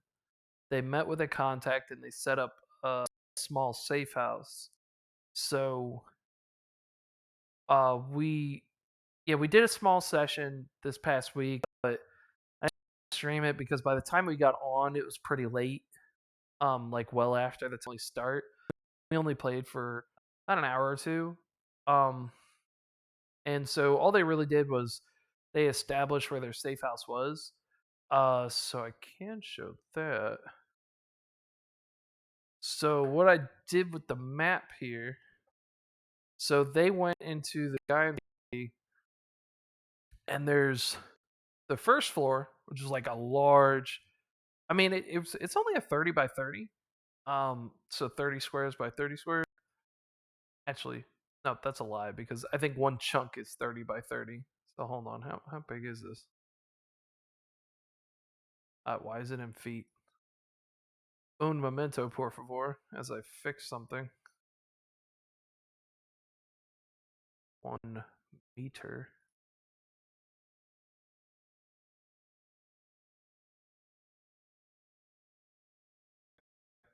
That was weird. Big map, I know. Ugh. That's about like 45. So 45 meters by 45, pretty sizable. But that's the first floor. It's a bunch of businesses. Some are closed. Like all like it with the red boxes, those are closed. So, but the ones that are open, like they went and talked to this guy. He sells some like military equipment, like he's a surplus store. So he said he can get a hold of a few guns, different attachments and stuff, and he'll get some more. And I got other people here. You know, I've got like mercenaries, and I've got like people just sell food. There's a bar. You know, this is just a grocery store. Um, but you know, it's like there's people there. If they want to talk to them, they can. They don't have. But they met with their contact in the bar. He gave them a choice between the fifth floor, which was an unfurnished office building, or the seventh floor, which was an under construction building. So I chose the office building. So the seventh floor used to be here, but because they're not using it, I removed it, and this is the roof. So that's the roof to their building. It's right now. I'm gonna say it's gonna be like 26 floors, and then so this is the first floor. This is the basement. So this is where like parking and stuff is. You know, so that's where you go down there, and then that would be this whole ramp right here. And then this is the ceiling, helicopter pad and shit. And then so in here, this is where like they're turning offices into like rooms and stuff, and they're doing a little safe house. This is a little. It's like let's go into some base building. Um, and then so there's a thing they wanted to do is they wanted to have a party of only Space Marines for your more high end, like dangerous, high octane missions, and then a party of only humans for undercover espionage and stuff like that. So what they're going to do is if in the next few sessions, if everything goes right and they're building their stuff up and they get everything they need, each player is going to have two characters. One's a Space Marine and one's a human. And, they'll go on Space Marine missions and they'll go on Imperial Guard missions, which it will make things a little easier for me because, like, I won't have to worry about balancing too much because, yeah, I do have to keep in mind, like, I can't just target whoever I want and start laying shots into people if half of the players are human because they can't take the hits. But if they're separate, fuck it. Especially if they have you telling me you got a second character, you got another life you could be. I ain't gonna pull no punches. I'm gonna blaze some people in the dirt. I was like, I'm gonna throw some challenges at you. I'm gonna attack aggressively, and I'm gonna RP the hell out of it, and we're gonna see what happens. If I RP these guys, if I'm like, these 10 guys are trained like, United States Special Forces, they're like Navy SEALs. I'm gonna play them like Navy SEALs. These guys are gonna be clearing rooms, using flashbangs. I'm going to throw stun grenades. I'm going to use smoke effectively. I'm going to lay down some pressing fire. I'm going to do stuff that I should be doing. And I'm going to start dropping people. And if they die, they die. And that's it. Now, yeah, I'm not going to aim to kill everyone. That's not what I do. But I won't be as forgiving when it comes to them making mistakes. That's what it will be. So if one of them decides to do that stupid thing like shooting in a close combat and bringing his 2 party members down to half health, then they're gonna go down. Oh, yeah, I recorded the last session. I can post that on YouTube, and I can just let people watch it. But it was just them setting up their. It was them setting up their safe house. It wasn't anything spectacular. It was just kind of they just bought the safe house. They just talked to some of the guys, and they just started making a couple decisions. So right now they have their safe house status. So they're trying to get a contract because right now they only have.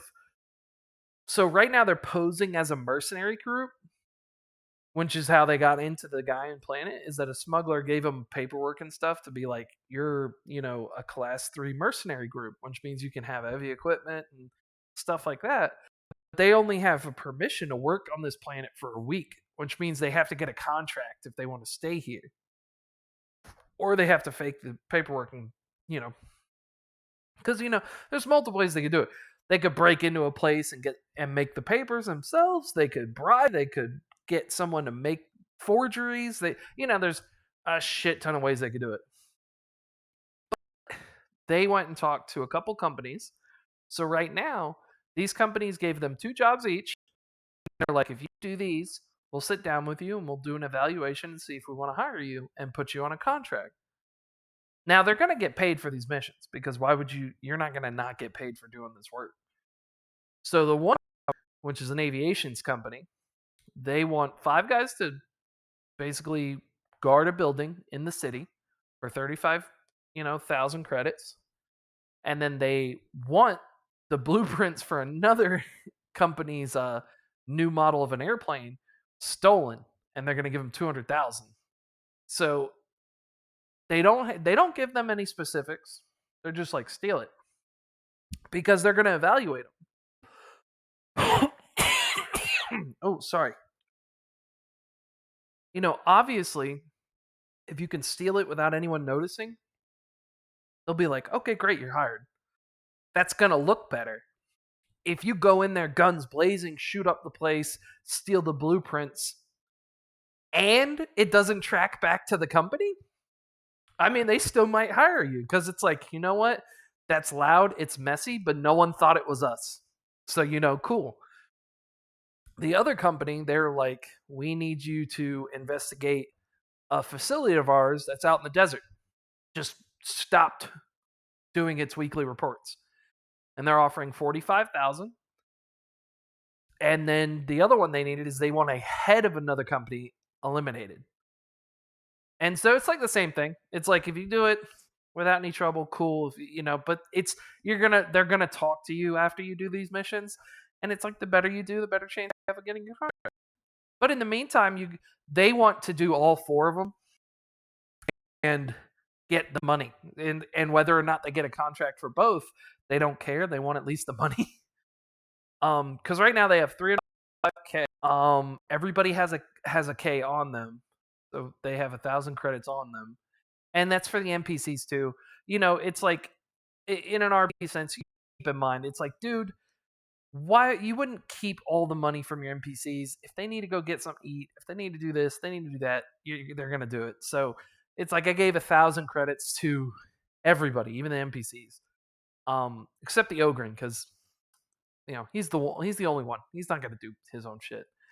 But otherwise, they didn't take anything else with them. They took enough MREs for 2 weeks, and they brought 500 bolter rounds. They didn't grab anything else. They didn't ask for any extra las guns. They didn't ask for any extra las packs. So grenades, nothing. Medical supplies, nothing. They didn't ask for anything. So the only medical supplies is the ones that are on their person. They have two human medics and an apothecary. Besides that, everybody else only has the grenades and ammo and weapons that they carry on their person. Which blew my mind. I'm like, I would have got a shit ton of las guns or las packs or something. But now, right now, they spent a lot of their money because they came in with 1,000,000 credits. Then they bought the safe house, which was the floor, and then they spent a good amount to kind of upgrade their stuff. So like they have enough room set aside. You just throw a bed in one of these offices and boom, it's a bunk room. You just need somewhere to lay down. Um, this is the lockers down here where most of the guardsmen and stuff keep their equipment. Um, just minimize that. So we have, the lockers where most of the guardsmen keep their equipment. Have some workout gear. This whole area is designated as basically like a training area. They have some tables where they eat at and such. Um, these are their storerooms. They decided to do a shrine to the emperor in here. I didn't have any like shiny stuff. Like I didn't have any like golden throne or candles or anything like that for Roll20. So a token will have to do, but I'll have to add something at some point. Um, and then like I just they were like we do want to get some stuff for the room, so I made some rooms for them. They haven't seen any of this stuff yet. So we're gonna see it next. They're gonna see it next session. We'll get their opinion. We got a med bay. They wanted this as the med bay, but I moved it up here because I could only fit 2 beds in there and not a lot. So I moved it up here. This is Boris's workshop as he's trying to work on some stuff. They have some like a tech station where they're accessing the internet and stuff like that, and they have a local guy who's helping them basically understand all the information and stuff because you're talking about these space marines have to wade through like a modern day internet, like how are they going to go through like Twitter posts and Instagram, basically the equivalents of that, and learn something. It's like how are they going to know what's what? So he's got to be the middle ground for that. He's got to help them. And then it's just a dumpster and a little forklift for garbage, and then the forklifts for obviously moving these large crates and stuff like that as Boris slowly starts to expand his workshop in an area that he's not supposed to. This is another storeroom, but it's specifically for like maintenance and stuff for like Space Marine stuff. And then these are the Space Marine rooms, and each one has like a little like large foot locker with its own like data pad, like a code lock, so that no one can access it. So that's where they're going to put their equipment, their chapter trappings and stuff. Because right now they don't have an armory, so like it's considered a. So you have a level 1 med bay, which is basically just a medic and some beds. You have a level 1 mess hall, which is just tables, bunk rooms, the workshop, which is just enough to where Boris can clean and maintain equipment. The cyber hub, which is this here, it's like eventually you'll get that to where he's like Hacker Man 3000, and he can teach the tech priest Nakai to like hack stuff as well. They have a shrine to the emperor, so like this stuff actually like does bonuses.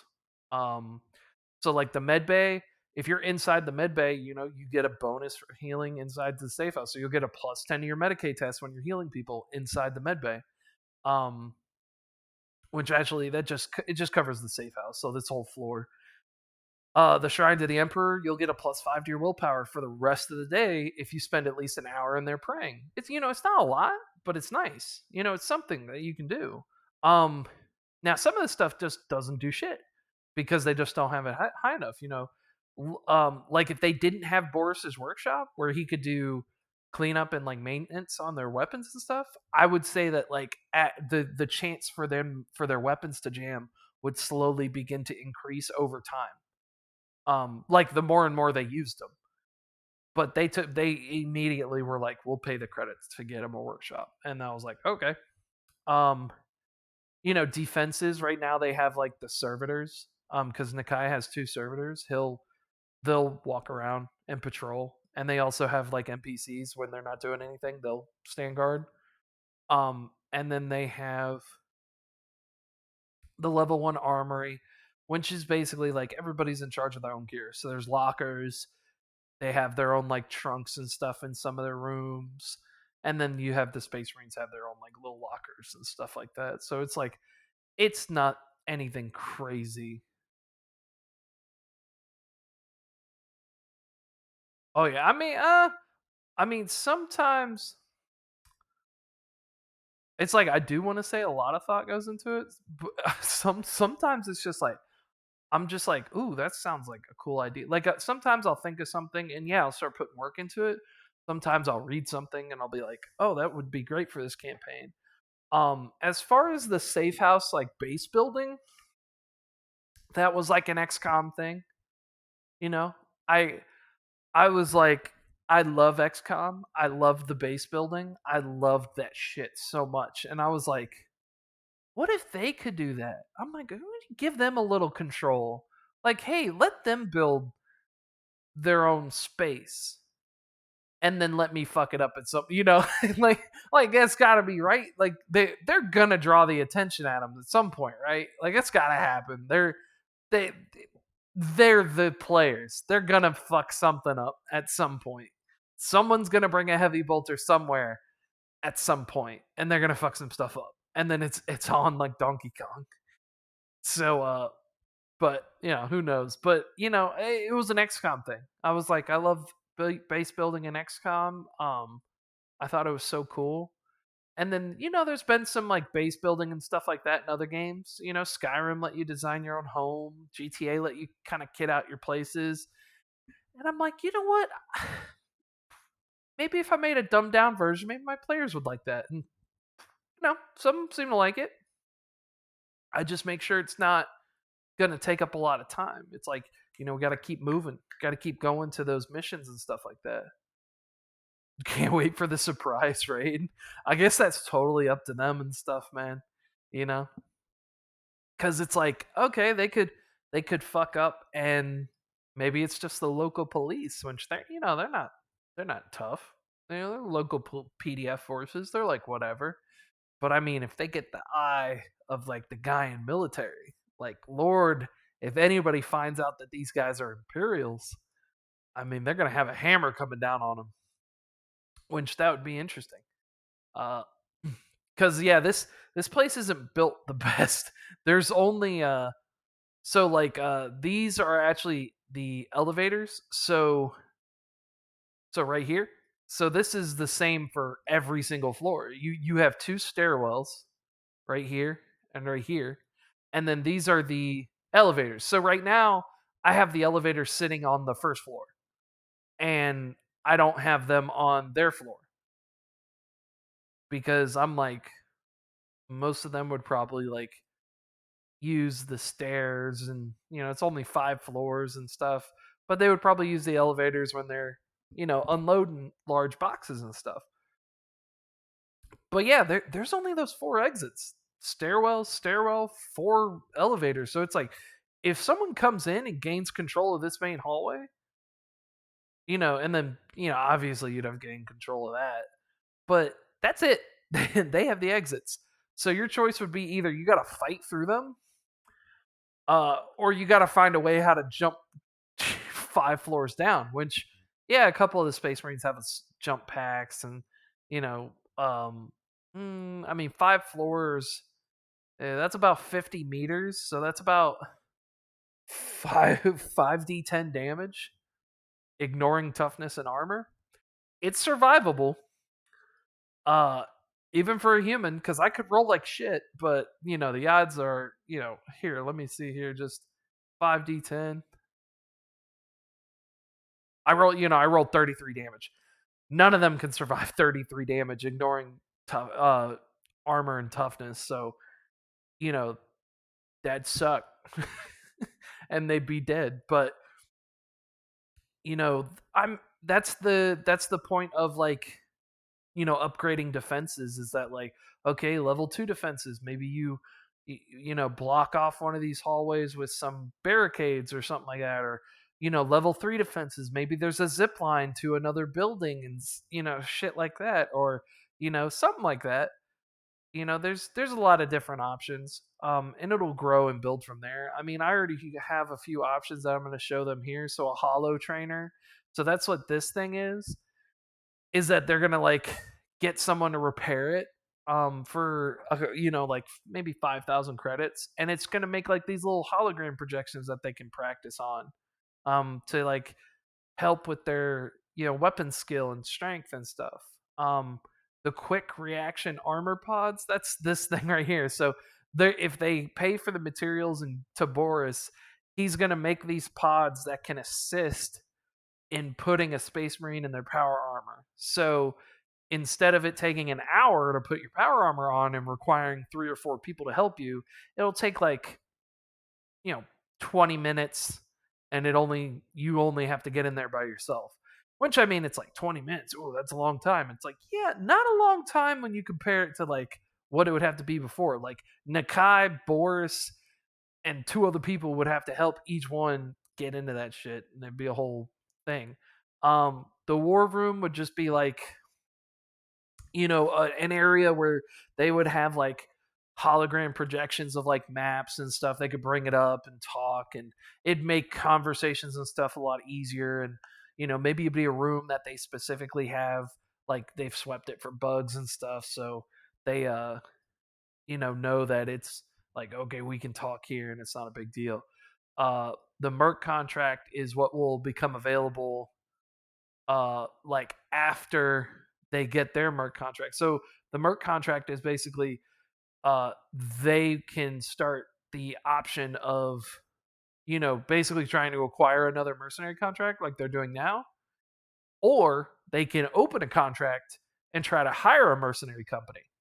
So if they got money to spend, like a shit ton, they can hire another mercenary company to do stuff they want, you know? And that's cool. The outpost is kind of just what it sounds like. Build another small base, like not something that people are probably going to be really sleeping at or anything, but a small like little outpost to either keep an eye on something or to just be around something. Maybe they want it out in the desert, and that's where they're going to hide some stuff, or maybe it's out in the desert and that's where maybe somebody will drop stuff to them. It's whatever they need it to be. It's like maybe they want an apartment across the street from the police station so they can see who's coming and going, stuff like that. And then the business one is pretty much what it sounds like. They're going to buy local businesses. So it's like, you buy a business or you invest in a business that's like, all right, I'm going to buy this flower shop, and it's like, okay, I own this flower shop, so it's like you can go and use that flower shop as an outpost, or you can go and have one of your guys work at the flower shop. It's like, it's like it doesn't necessarily have to make money, but if it's not making money, that means you got to pay for it. So it's like it's one of those things. It's like you could get a couple businesses, and hey, they start making some nice money for you, and it's like it's not going to be enough to like hire mercenaries or anything, but it'll provide some extra income to maybe buy an upgrade here or there, um, or if you want to just use it as a front, and it's like, okay, we're going to buy this business, and at that point you're just using it. That's just an outpost. Is like you're buying the business to basically just have an outpost to be able to use it to attack something or keep an eye on something. So some of them probably could mix together, but stuff like that. Those are just to give them ideas and stuff like that. And my players, I'm sure one of them's going to have an idea like, hey, what if we do this? What if we do that? What if we do that? This thing. It's like, there's still like I haven't put down an option for a garage or anything yet. It's like maybe that's going to be a thing. Maybe they can buy parking spots and shit. Um, that's still something I got to figure out because yeah, it's not perfect. It's going to be some, you know, over time kind of stuff, bringing back ideas more than once. Yeah, I mean, Well, I mean, they're gonna have the outposts. I don't know if I'm gonna do more than one safe house because this safe house is big as shit. Um, but if they do want to, they can go to another planet and start the whole process all over again. You know what I mean? So, like, if this safe house doesn't get compromised and they're doing well, and they're like, all right, we're going to move to another planet now and start establishing, by all means, fuck it. Go ahead. I don't care. Do your thing. You want to go to another planet, build another safe house? I'll be more than happy to. But as far as like building another safe house on the same planet, maybe. Maybe not. I think I would just really consider those outposts. And it's like, hey, if they want to dump, it's like a 5,000 credit outpost would be like, you know, a fucking refrigerator box on the street and you're pretending to be homeless. A 600,000 outpost would basically be another safe house. So, yeah, maybe I'll let them do stuff like that. But it's like, it probably won't be as intricate as this. Like, I'm not going to have them customizing it and stuff like that. It's like, if they want to go to another planet and then that's the main focus, then yeah, sure, we'll start it all over again. They can pick something and customize it. Maybe they want to be in a cave this time. Maybe they want to be in a castle or, whatever's available. We'd figure that out. Um, so let's see here. I'm gonna run through the NPCs that we have so far because we got a handful. We got a couple. Um, I'll go through the players too. We'll start with the Space Marines. So the ones that are not here currently is so there's Pyzel. He was the apothecary who was leading the Deathwatch squad prior to coming to Andromeda. So he has stayed back with the 5-2 Chiliad. He's also from the Red Scorpions. He stayed with the 5-2 Chiliad to basically act as another council member to like kind of help them with their decisions and such. So currently, Artemis, he's an Ultramarines Deathwatch Space Marine who was from another group of Deathwatch Space Marines that showed up in this galaxy about 10 years ago. So him and Tarmanicus, which is a Iron Hands assault marine, they both came through under the orders of Octavian. They were thought to be dead. So they're basically they destroyed the webway. Thaddeus's ship got caught up in it because this was actually a webway portal that was big enough for ships to go through. So they destroyed it. Thaddeus's ship got caught in it, but Thaddeus was on Octavian's ship at the time. So the ship crashed. These two Space Marines and a few people from the ship were the only survivors, and they thought Thaddeus was dead. They couldn't find him, so they thought he had died.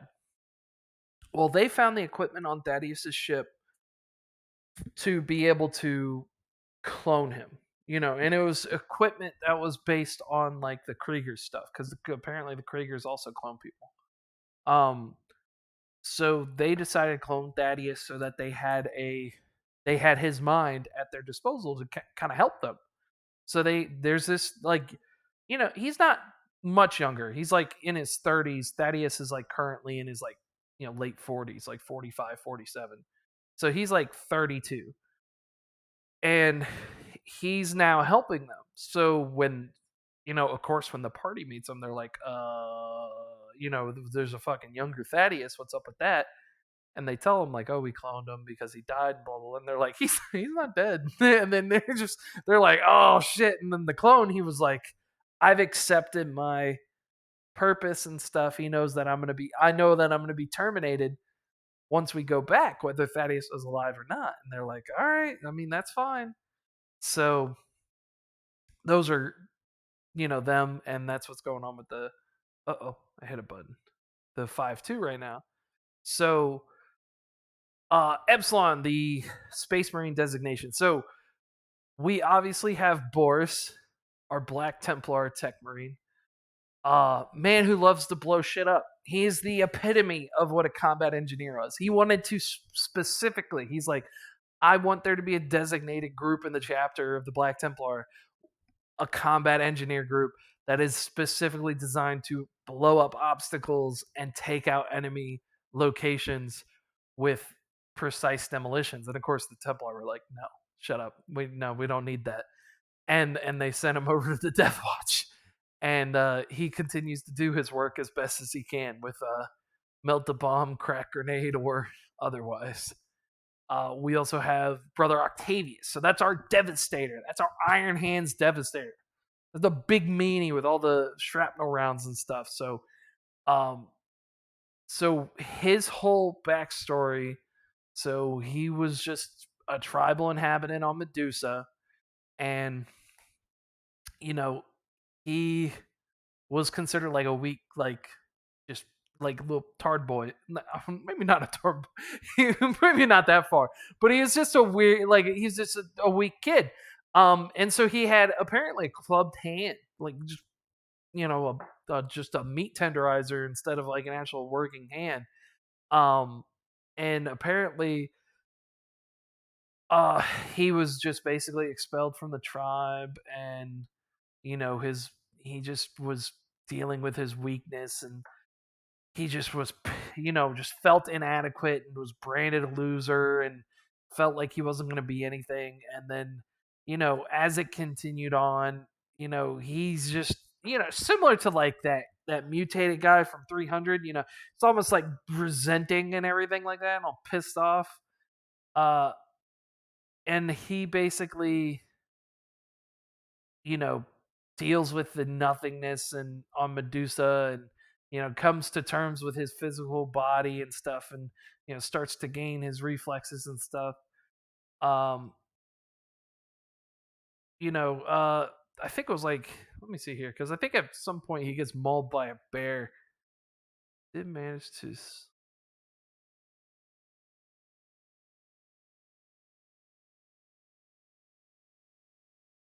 Oh, he got mauled by a mountain yerk. So he somehow managed to kill the creature, and a Iron Hand nearby. So he's just got lucky. He ran around living in the mountains and basically was growing up like someone like from the Hills Have Eyes, and ugly, and he was kind of learning how to be fast and quick like Gollum, and he gets mauled by this mountain yerk, which I'm gonna guess is like some kind of fucked up bear, and Iron Hands sees him and he gets ripped to shit, and then takes him and basically starts putting him through the whole process. Which, yeah, I mean that happens before. I mean you have places where that shit happens. So even on the Space Wolf's homeworld, I think in the Space Wolf omnibus, you had two guys that were just kind of fighting it out, and they basically killed each other. And Space Wolf swooped down at the last minute. And were like, "You guys would make great initiates," and healed them up and chucked them in the trials. So yeah, that's not anything crazy. Antonello. So he is the Blood Angels apothecary that is coming in. So I mean, we lost Zevin, we lost Jay, we got Jordan, our Krieger on, and he was there when Jay was there, but yeah, Jay's gone now, and so he's coming in to kind of just fill in the ranks. I'm trying to keep us at roughly around 6 players. Oh, okay, we'll go through that later. I've read them all, so I know the gist of them. But yeah, so he's basically another tribal. He's basically taking the oath for the freaking what's it pronounced? How's it pronounced? Apocryphon. 10 years ago this day. Oh, he's reminding like it was yesterday. Oh, okay. Yeah, so he's. Oh yeah, see, I mean, you could go into this for a hot minute. I love them when people write these backgrounds and stuff like that. Like that, I love reading stories.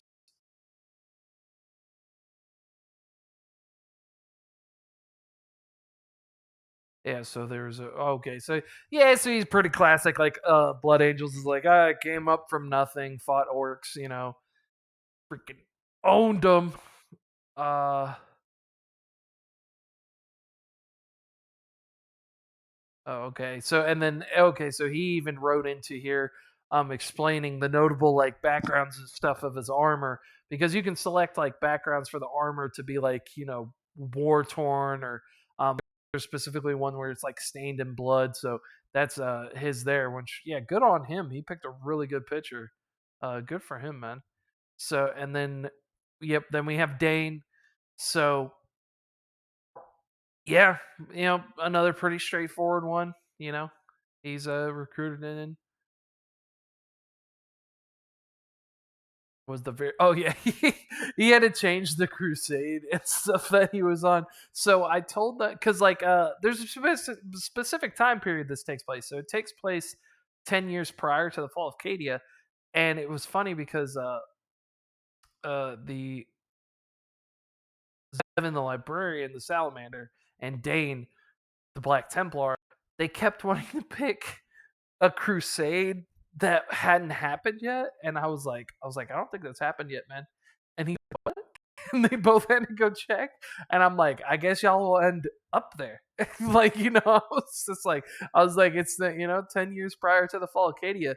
It's like you don't really not every campaign, not every place, everything gives you a specific time.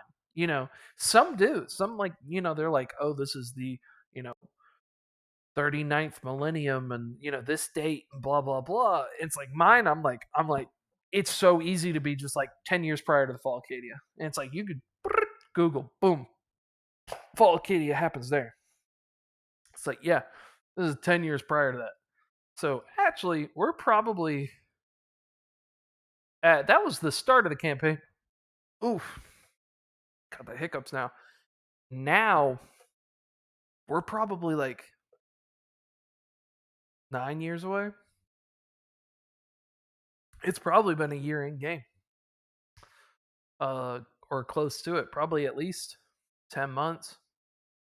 you know I'd have to think and go back and see what all the time skips were, but yeah, it's probably close to a year already in game. But yeah, that's so those are the and so it's brother Octavius, brother Antonello, and brother Dane. Those are the three Space Marine players. The Space Marine NPC that is with them is Boris Matar, so he's Black Templar, uh, tech priest or tech marine. Uh,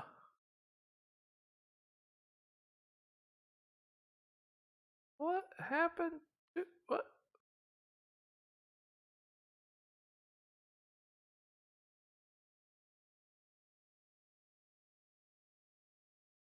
Yeah, I'm in some pictures, but they have their characters token. Oh, whatever.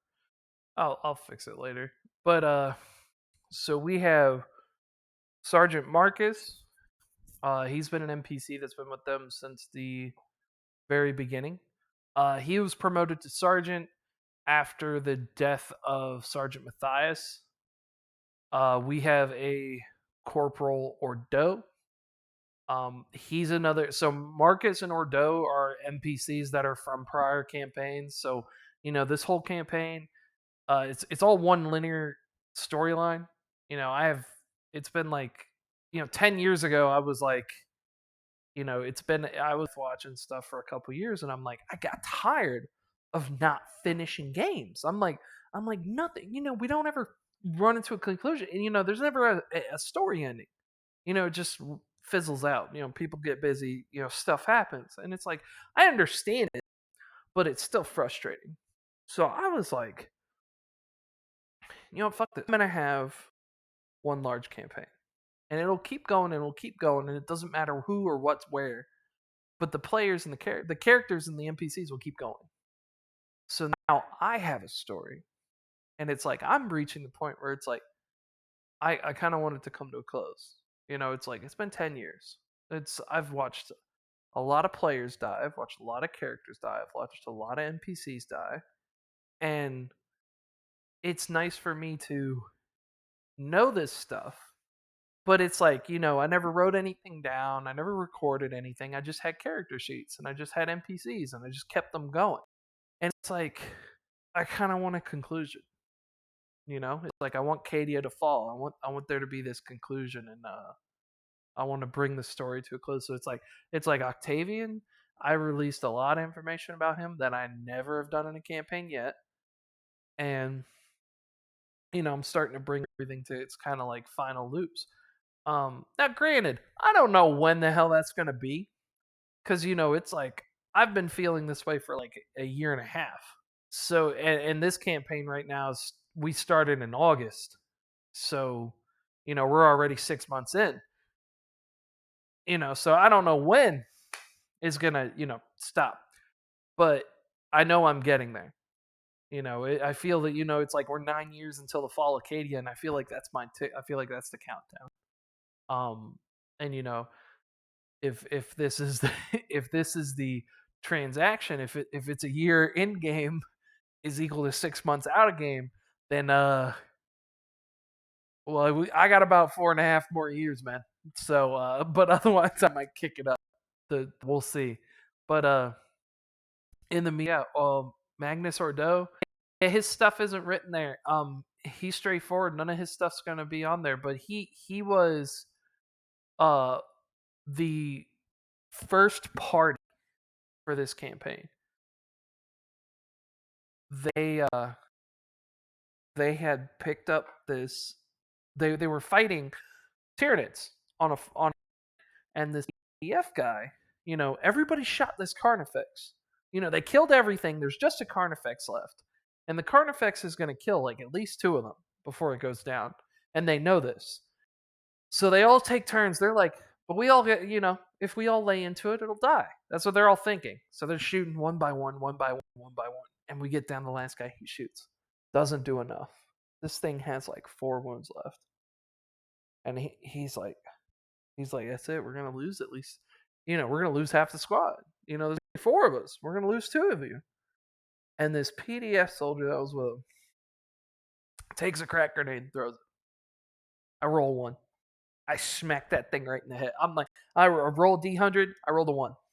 They were like, oh shit. I'm like, roll damage. I rolled 10. I was like, I rolled a 1. I rolled a 10. I was like, should I give him an extra damage because of that? And they were like, I'll give him one of my fate points. I'm like, roll the extra. Boom. Blew this thing's head off. Comes slides to a stop just a couple of inches away from, the Space Marine's feet, and they look over at this PDF guy, and he's just got his arm outstretched because he's thrown it, and they were like, "You're coming with us," and that's that's how it started. PDF trooper Magnus Ordo, and he went from that to becoming an inquisitorial stormtrooper. He's gone through party after party after party. He has been damaged. He's had his throat cut. He's been shot, stabbed, blown up. And I rolled damage against him. He survives. He's had people spend fate points for him. Marcus, same thing. Marcus been around long enough too. And some of these people, like Ludovicus, like he's a player character. So Ludovicus is like this. He's supposed to be like he's modeled after like Richtofen. That's what the player wanted. He wanted him to be modeled after Richtofen, like this German like crazy scientist. And so he's he's a medic, and they were playing with Space Marines. And one of his Space Marine buddies died, and he really cared about him. So he tried to roll to get his gene seed out, and he succeeded, and he did all this. Like, I gave him a -30. I gave him every minus I could think of because he didn't know how to do it, and he still passed. And I was like, you got the gene seed out. So it was like literally I was like, there you go. And so I was like, this guy's gonna be an NPC. But and we have Donald. He's our other medic. So here. So this here, that's Ludovicus. This is Donald. That's Ordo. Where Marcus at? That's Marcus. Oak, he's our big boy Ogren. They got him sleeping in a supply closet because why not? And then Letter, So those are the NPCs. Is basically all here. So I'm gonna read through the bios for all the ones that are available. So Marcus, former guardsman to the Brimlock Dragoons. Marcus was recruited for his ability in head hunting VIPs in a combat zone, being able to not only locate but also eliminate leaders and commanders of hostile forces, showing his skill in multiple campaigns against orcs, Tau, heretics, and Eldar. His most impressive kill being that of the death of an Eldar Atark. I don't know. It was some kind of fancy ass Eldar thing. I think that's like a fancy ass one. Dr. Wise, this Ludovicus, was always pushed the boundaries of the medical field and was caught experimenting on the dead and some old civilians of his village, causing him to be forced into service for his crimes. Yeah, I remember that. He wanted to be from a penal regiment. Because he wanted to be experiment on people like Ludovicus, not Ludovicus, like Richtofen did. He proceeded to provide his medical knowledge to the front lines to help as much as he could, but his curious urge came over him and he did the unimaginable. During a campaign assisted by Space Marines, he proceeded to assist in Astartes until the man expired, and he tried to collect the gene seed for preservation because no apothecary was present. Even though he was successful, he was still turned in and marked for death because of heresy. That is true. So with that happening in the campaign is that he was marked for death, and then that was the end of the campaign. It fizzled out after that. But lore wise, it was Lord Inquisitor Octavian comes in, hears about this, and basically is like, "All right, let's go. I could use a medic like that, a human who knows how to remove a gene seed. Like that's insane." Donald. So Donald Richard Mike, aka Ducky. So he's the one. He's a little spastic. He's kind of always talking like he has a little twitch and stuff. And he's an NPC who's been in a few parties as well. I just always liked him. People seem to gravitate towards him sometimes and almost want to take care of him. Um, but besides the speech thing, I mean, he's pretty. He does his job well, and he knows how to shoot a gun. So I mean, he's not helpless, but I think people think he's got a lot of problems, so they try to help him. So he's from a Hive World PDF force. He was recruited because of his medical experience. He has, he has, but seemed to become unhinged due to his squad being destroyed 2 years ago while doing an operation for Inquisitor Octavian. Only Donald came back out of a squad of 14 on what was supposed to be a routine mission, but was a heretic trap. So yeah, that the explanation for him is that he's dealing with some psychological damage, where it's basically he was a PDF trooper, got hired into the Inquisition, was working for Octavian for a while, and then went on a mission, and then shit hit the fan real hard, and he didn't come back all the way. He lost a little bit of himself there. Oak, our big boy, Bane mask wearing, roided out motherfucker. Uh, so having hit every branch coming down whatever tree that brought him into this world, Oak is not the brightest flame in the Imperium, but he is the most loyal, having served the Guard for 25 years. He fought hard and charged line after line of enemies for his Imperium and his Commissar handler. That is until the fateful day that Oak watched as orcs tore his beloved Commissar limb from limb and butchered his comrades around him. As the fighting continued for hours and then days, Oak found himself standing alone, surrounded by the bodies of his enemies and his only family he had ever known being lost. With grief and beyond fatigue, Oak didn't even realize the friendly PDF forces that had arrived late to help repel the orcs, and he began killing them, and after a hard fight was captured and blamed with the death of his comrades and sentenced for death before Inquisitor Octavian stepped in. So it's a very tough situation, you know. You got this ogre and he does his job, does it for a very long time, probably lives longer than he's supposed to be. And he listens to his commissar, and the commissar is like the next best thing. It's the only family he knew. He had his ogre buddies, and he had the commissar. And, he lost everything. And he killed every orc that was in front of him. He didn't stop. And so with that, like, I should go even further into it, but it's like that's why he wears the mask. Is the explanation would be is that like his lower jaw was like almost ripped off by these orcs, and he's just very damaged from it. And then he was gonna be put to death because typical thing. He's only seeing red and he's tearing everything apart, and all these PDF start running up on him, and he's like, guys, he just starts tearing them up. So with that, Octavian's like, I can't kill a death machine like that. Earwig Letter. So Letter, he is this boy right here. Driver. Just all around boy that can drive anything that's got a wheel or some sort of tread under it. Letter has always pushed machines to their limits, even since he was a teenager, stealing civilian class vehicles for illegal races and derbies.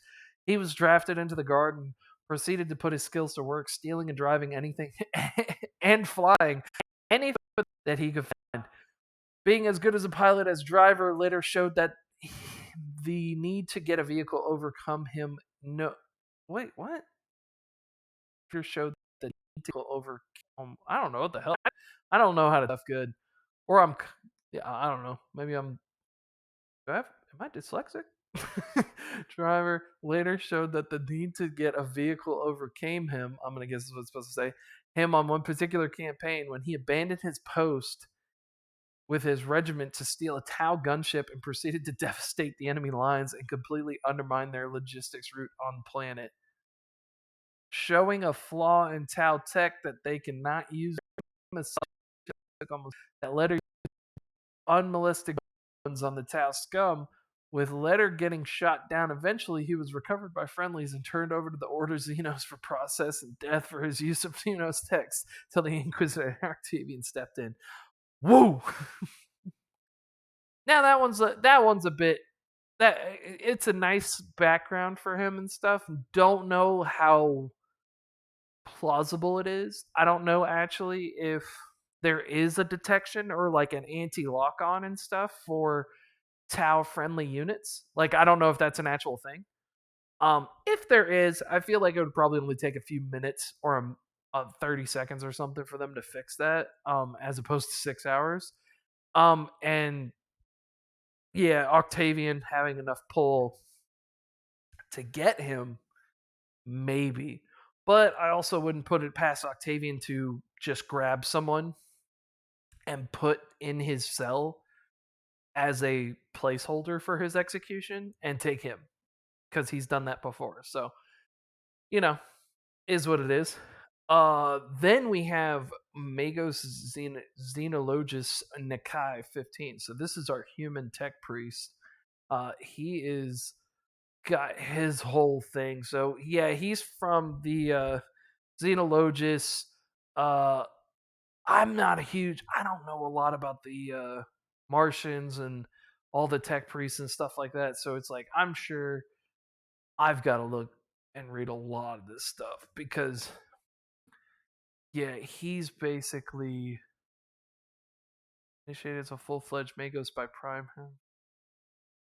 Summoned by his mother. Yeah, it's like his mother and his father are also like in the in that as well. I think his father was supposed to be like a colonel or something. But he's part of the Inquisitor Octavian has a deal with their family, and so he was sent there as part of that, and that's what he had in his backstory as well too. He was one I did talk to as well. Now this is a strange one. So we have this Krieger. So he just has a designated number. He's like a clone trooper from Star Wars. He's got a number. Most call him K, or really most of them just call him Krieger because he's the only Krieger in the party. So works. But he's the only PC psyker right now. There's no librarian or nothing. He's the only psyker. And so right now he was basically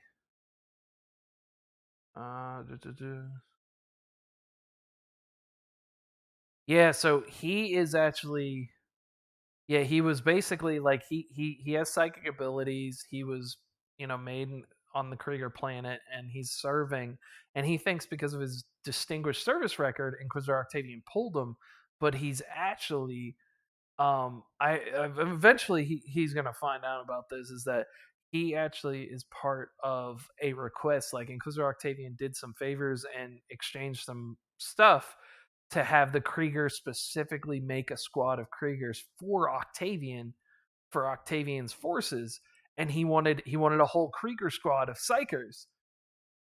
And so, Kay was the only one out of that batch that survived, and Octavian was like, "We'll give him here," and that was it. But that was actually part of an experiment where Octavian supplied DNA, like a DNA sample, and the Kriegers cloned it and tried to give it psychic powers, and Kay's the result of that. So and then we have Echo, which is we have Lieutenant Stark. He's our marksman. This is our player, who's the guardsman marksman. His background's it's straightforward. Simple hunter from a backwater planet. He was drafted in the service, and with hard work, he went from being a savage with a bow to one of the most dangerous scouts the Inquisition has at their disposal. His partner, an NPC named Kara Chazov, is a hiver. He's growing up in a hive city, fighting to survive. He found himself joining the local PDF to help fight against the gangsters that plagued his home and took his father when he was younger. So gangers and shit killed his father. His father could have been local PDF, or an Arbitus, or something like that. But Chazov decided to join the PDF when his father died. Learning his skills of warfare by hunting down and killing all the major hive gangs in the hometown, he showed exceptional skill in tracking, intelligence gathering, and HVT elimination as high value target. He soon found himself 15 years later at the end of a mission of revenge with no enemies left, and then decided to join the Imperial Guard and soon became recruited by the Inquisition. So you talk about someone who just he lost his father. That's this man right here. He lost his father, was pissed off, angry, and he took it out on the gangers, and he just kept killing them and kept hunting them down. Any gang that formed anything, he just tore them up and just kept doing so until there were none left.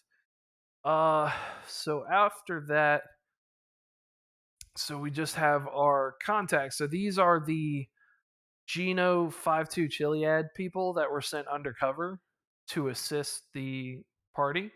So we have Gundred. He was trained by the Ultramarine Sergeant Artemis, so that is the sergeant that we showed you, who's part of the council for the 52 Chiliad, and informing them and trying to help make decisions. For the last 10 years, he's been trained under this sergeant.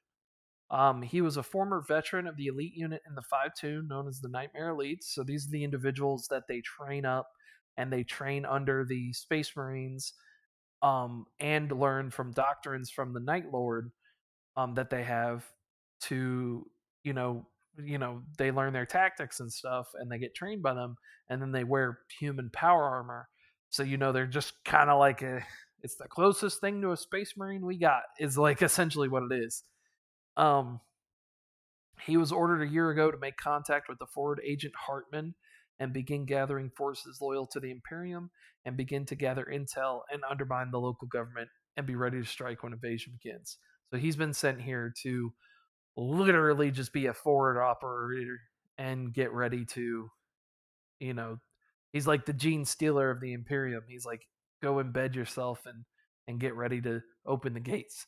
Hartman, he was born on Enclave, which is the homeworld for Geno 52 Chiliad. Uh, he is part of the experimental plan to have loyal guardsmen pose as Gaian citizens and move up the ranks in the government and military stations.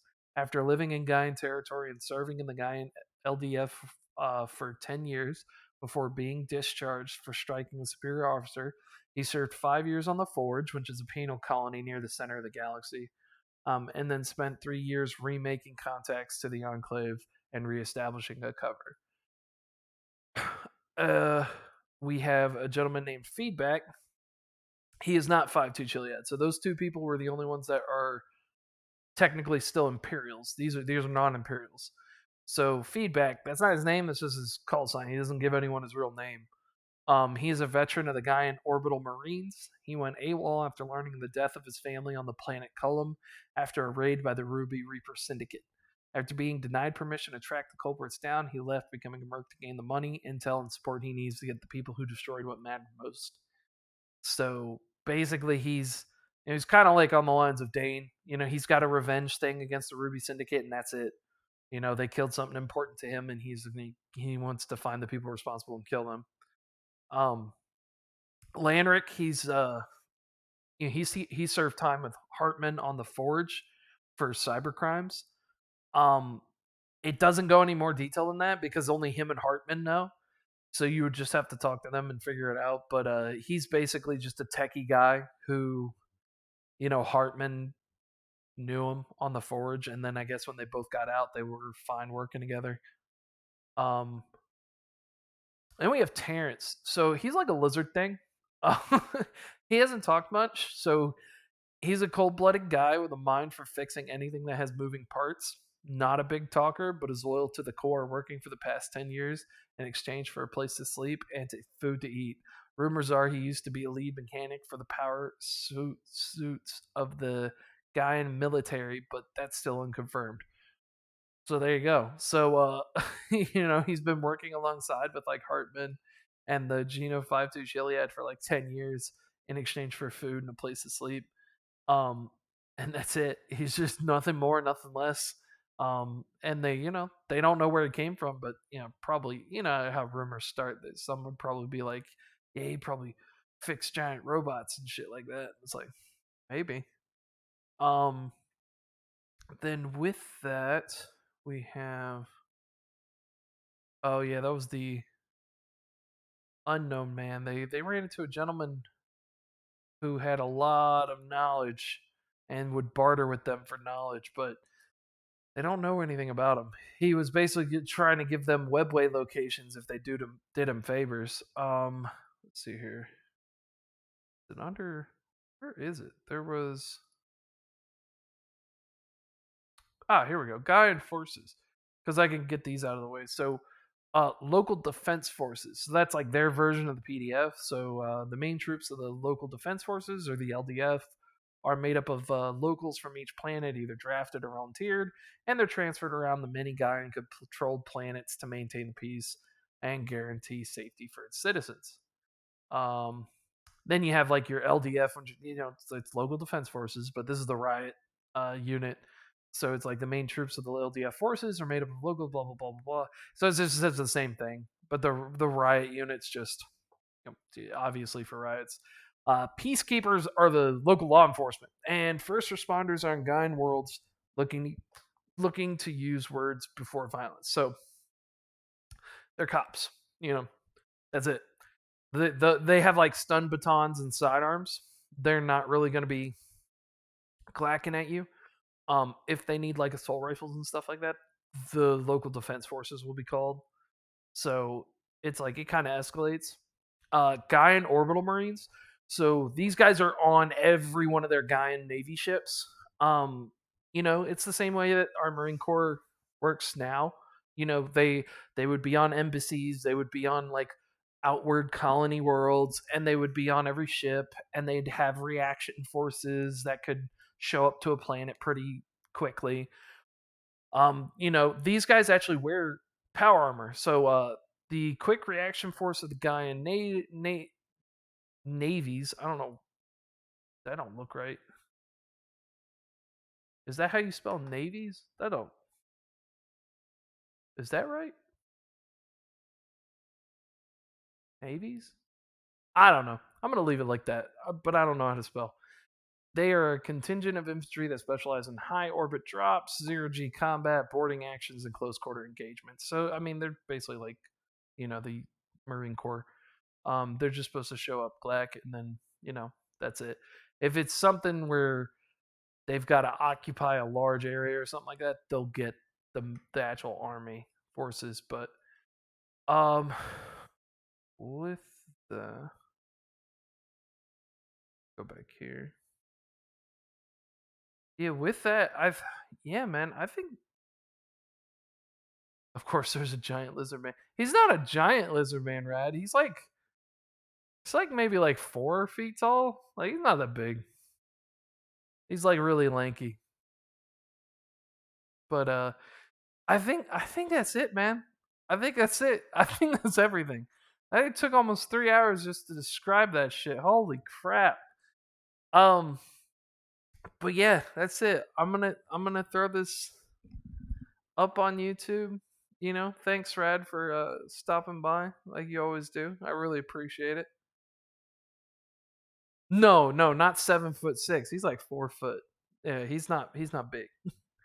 No, he's not big at all. Oak is big, but no, there's a big ass lizard man. No, he's a little guy. Um, but yeah, no, I think I'm gonna stop this here. I'm tired from all that talking. Jesus. But oh yeah, I'll get the other session up on YouTube. I'll throw it up on there. And I'll throw this up there too. But hey man, thanks for checking it out. I'll catch you later. You got the podcast going on tomorrow. So I'll see you then. But you have a good one. I'll talk to you later.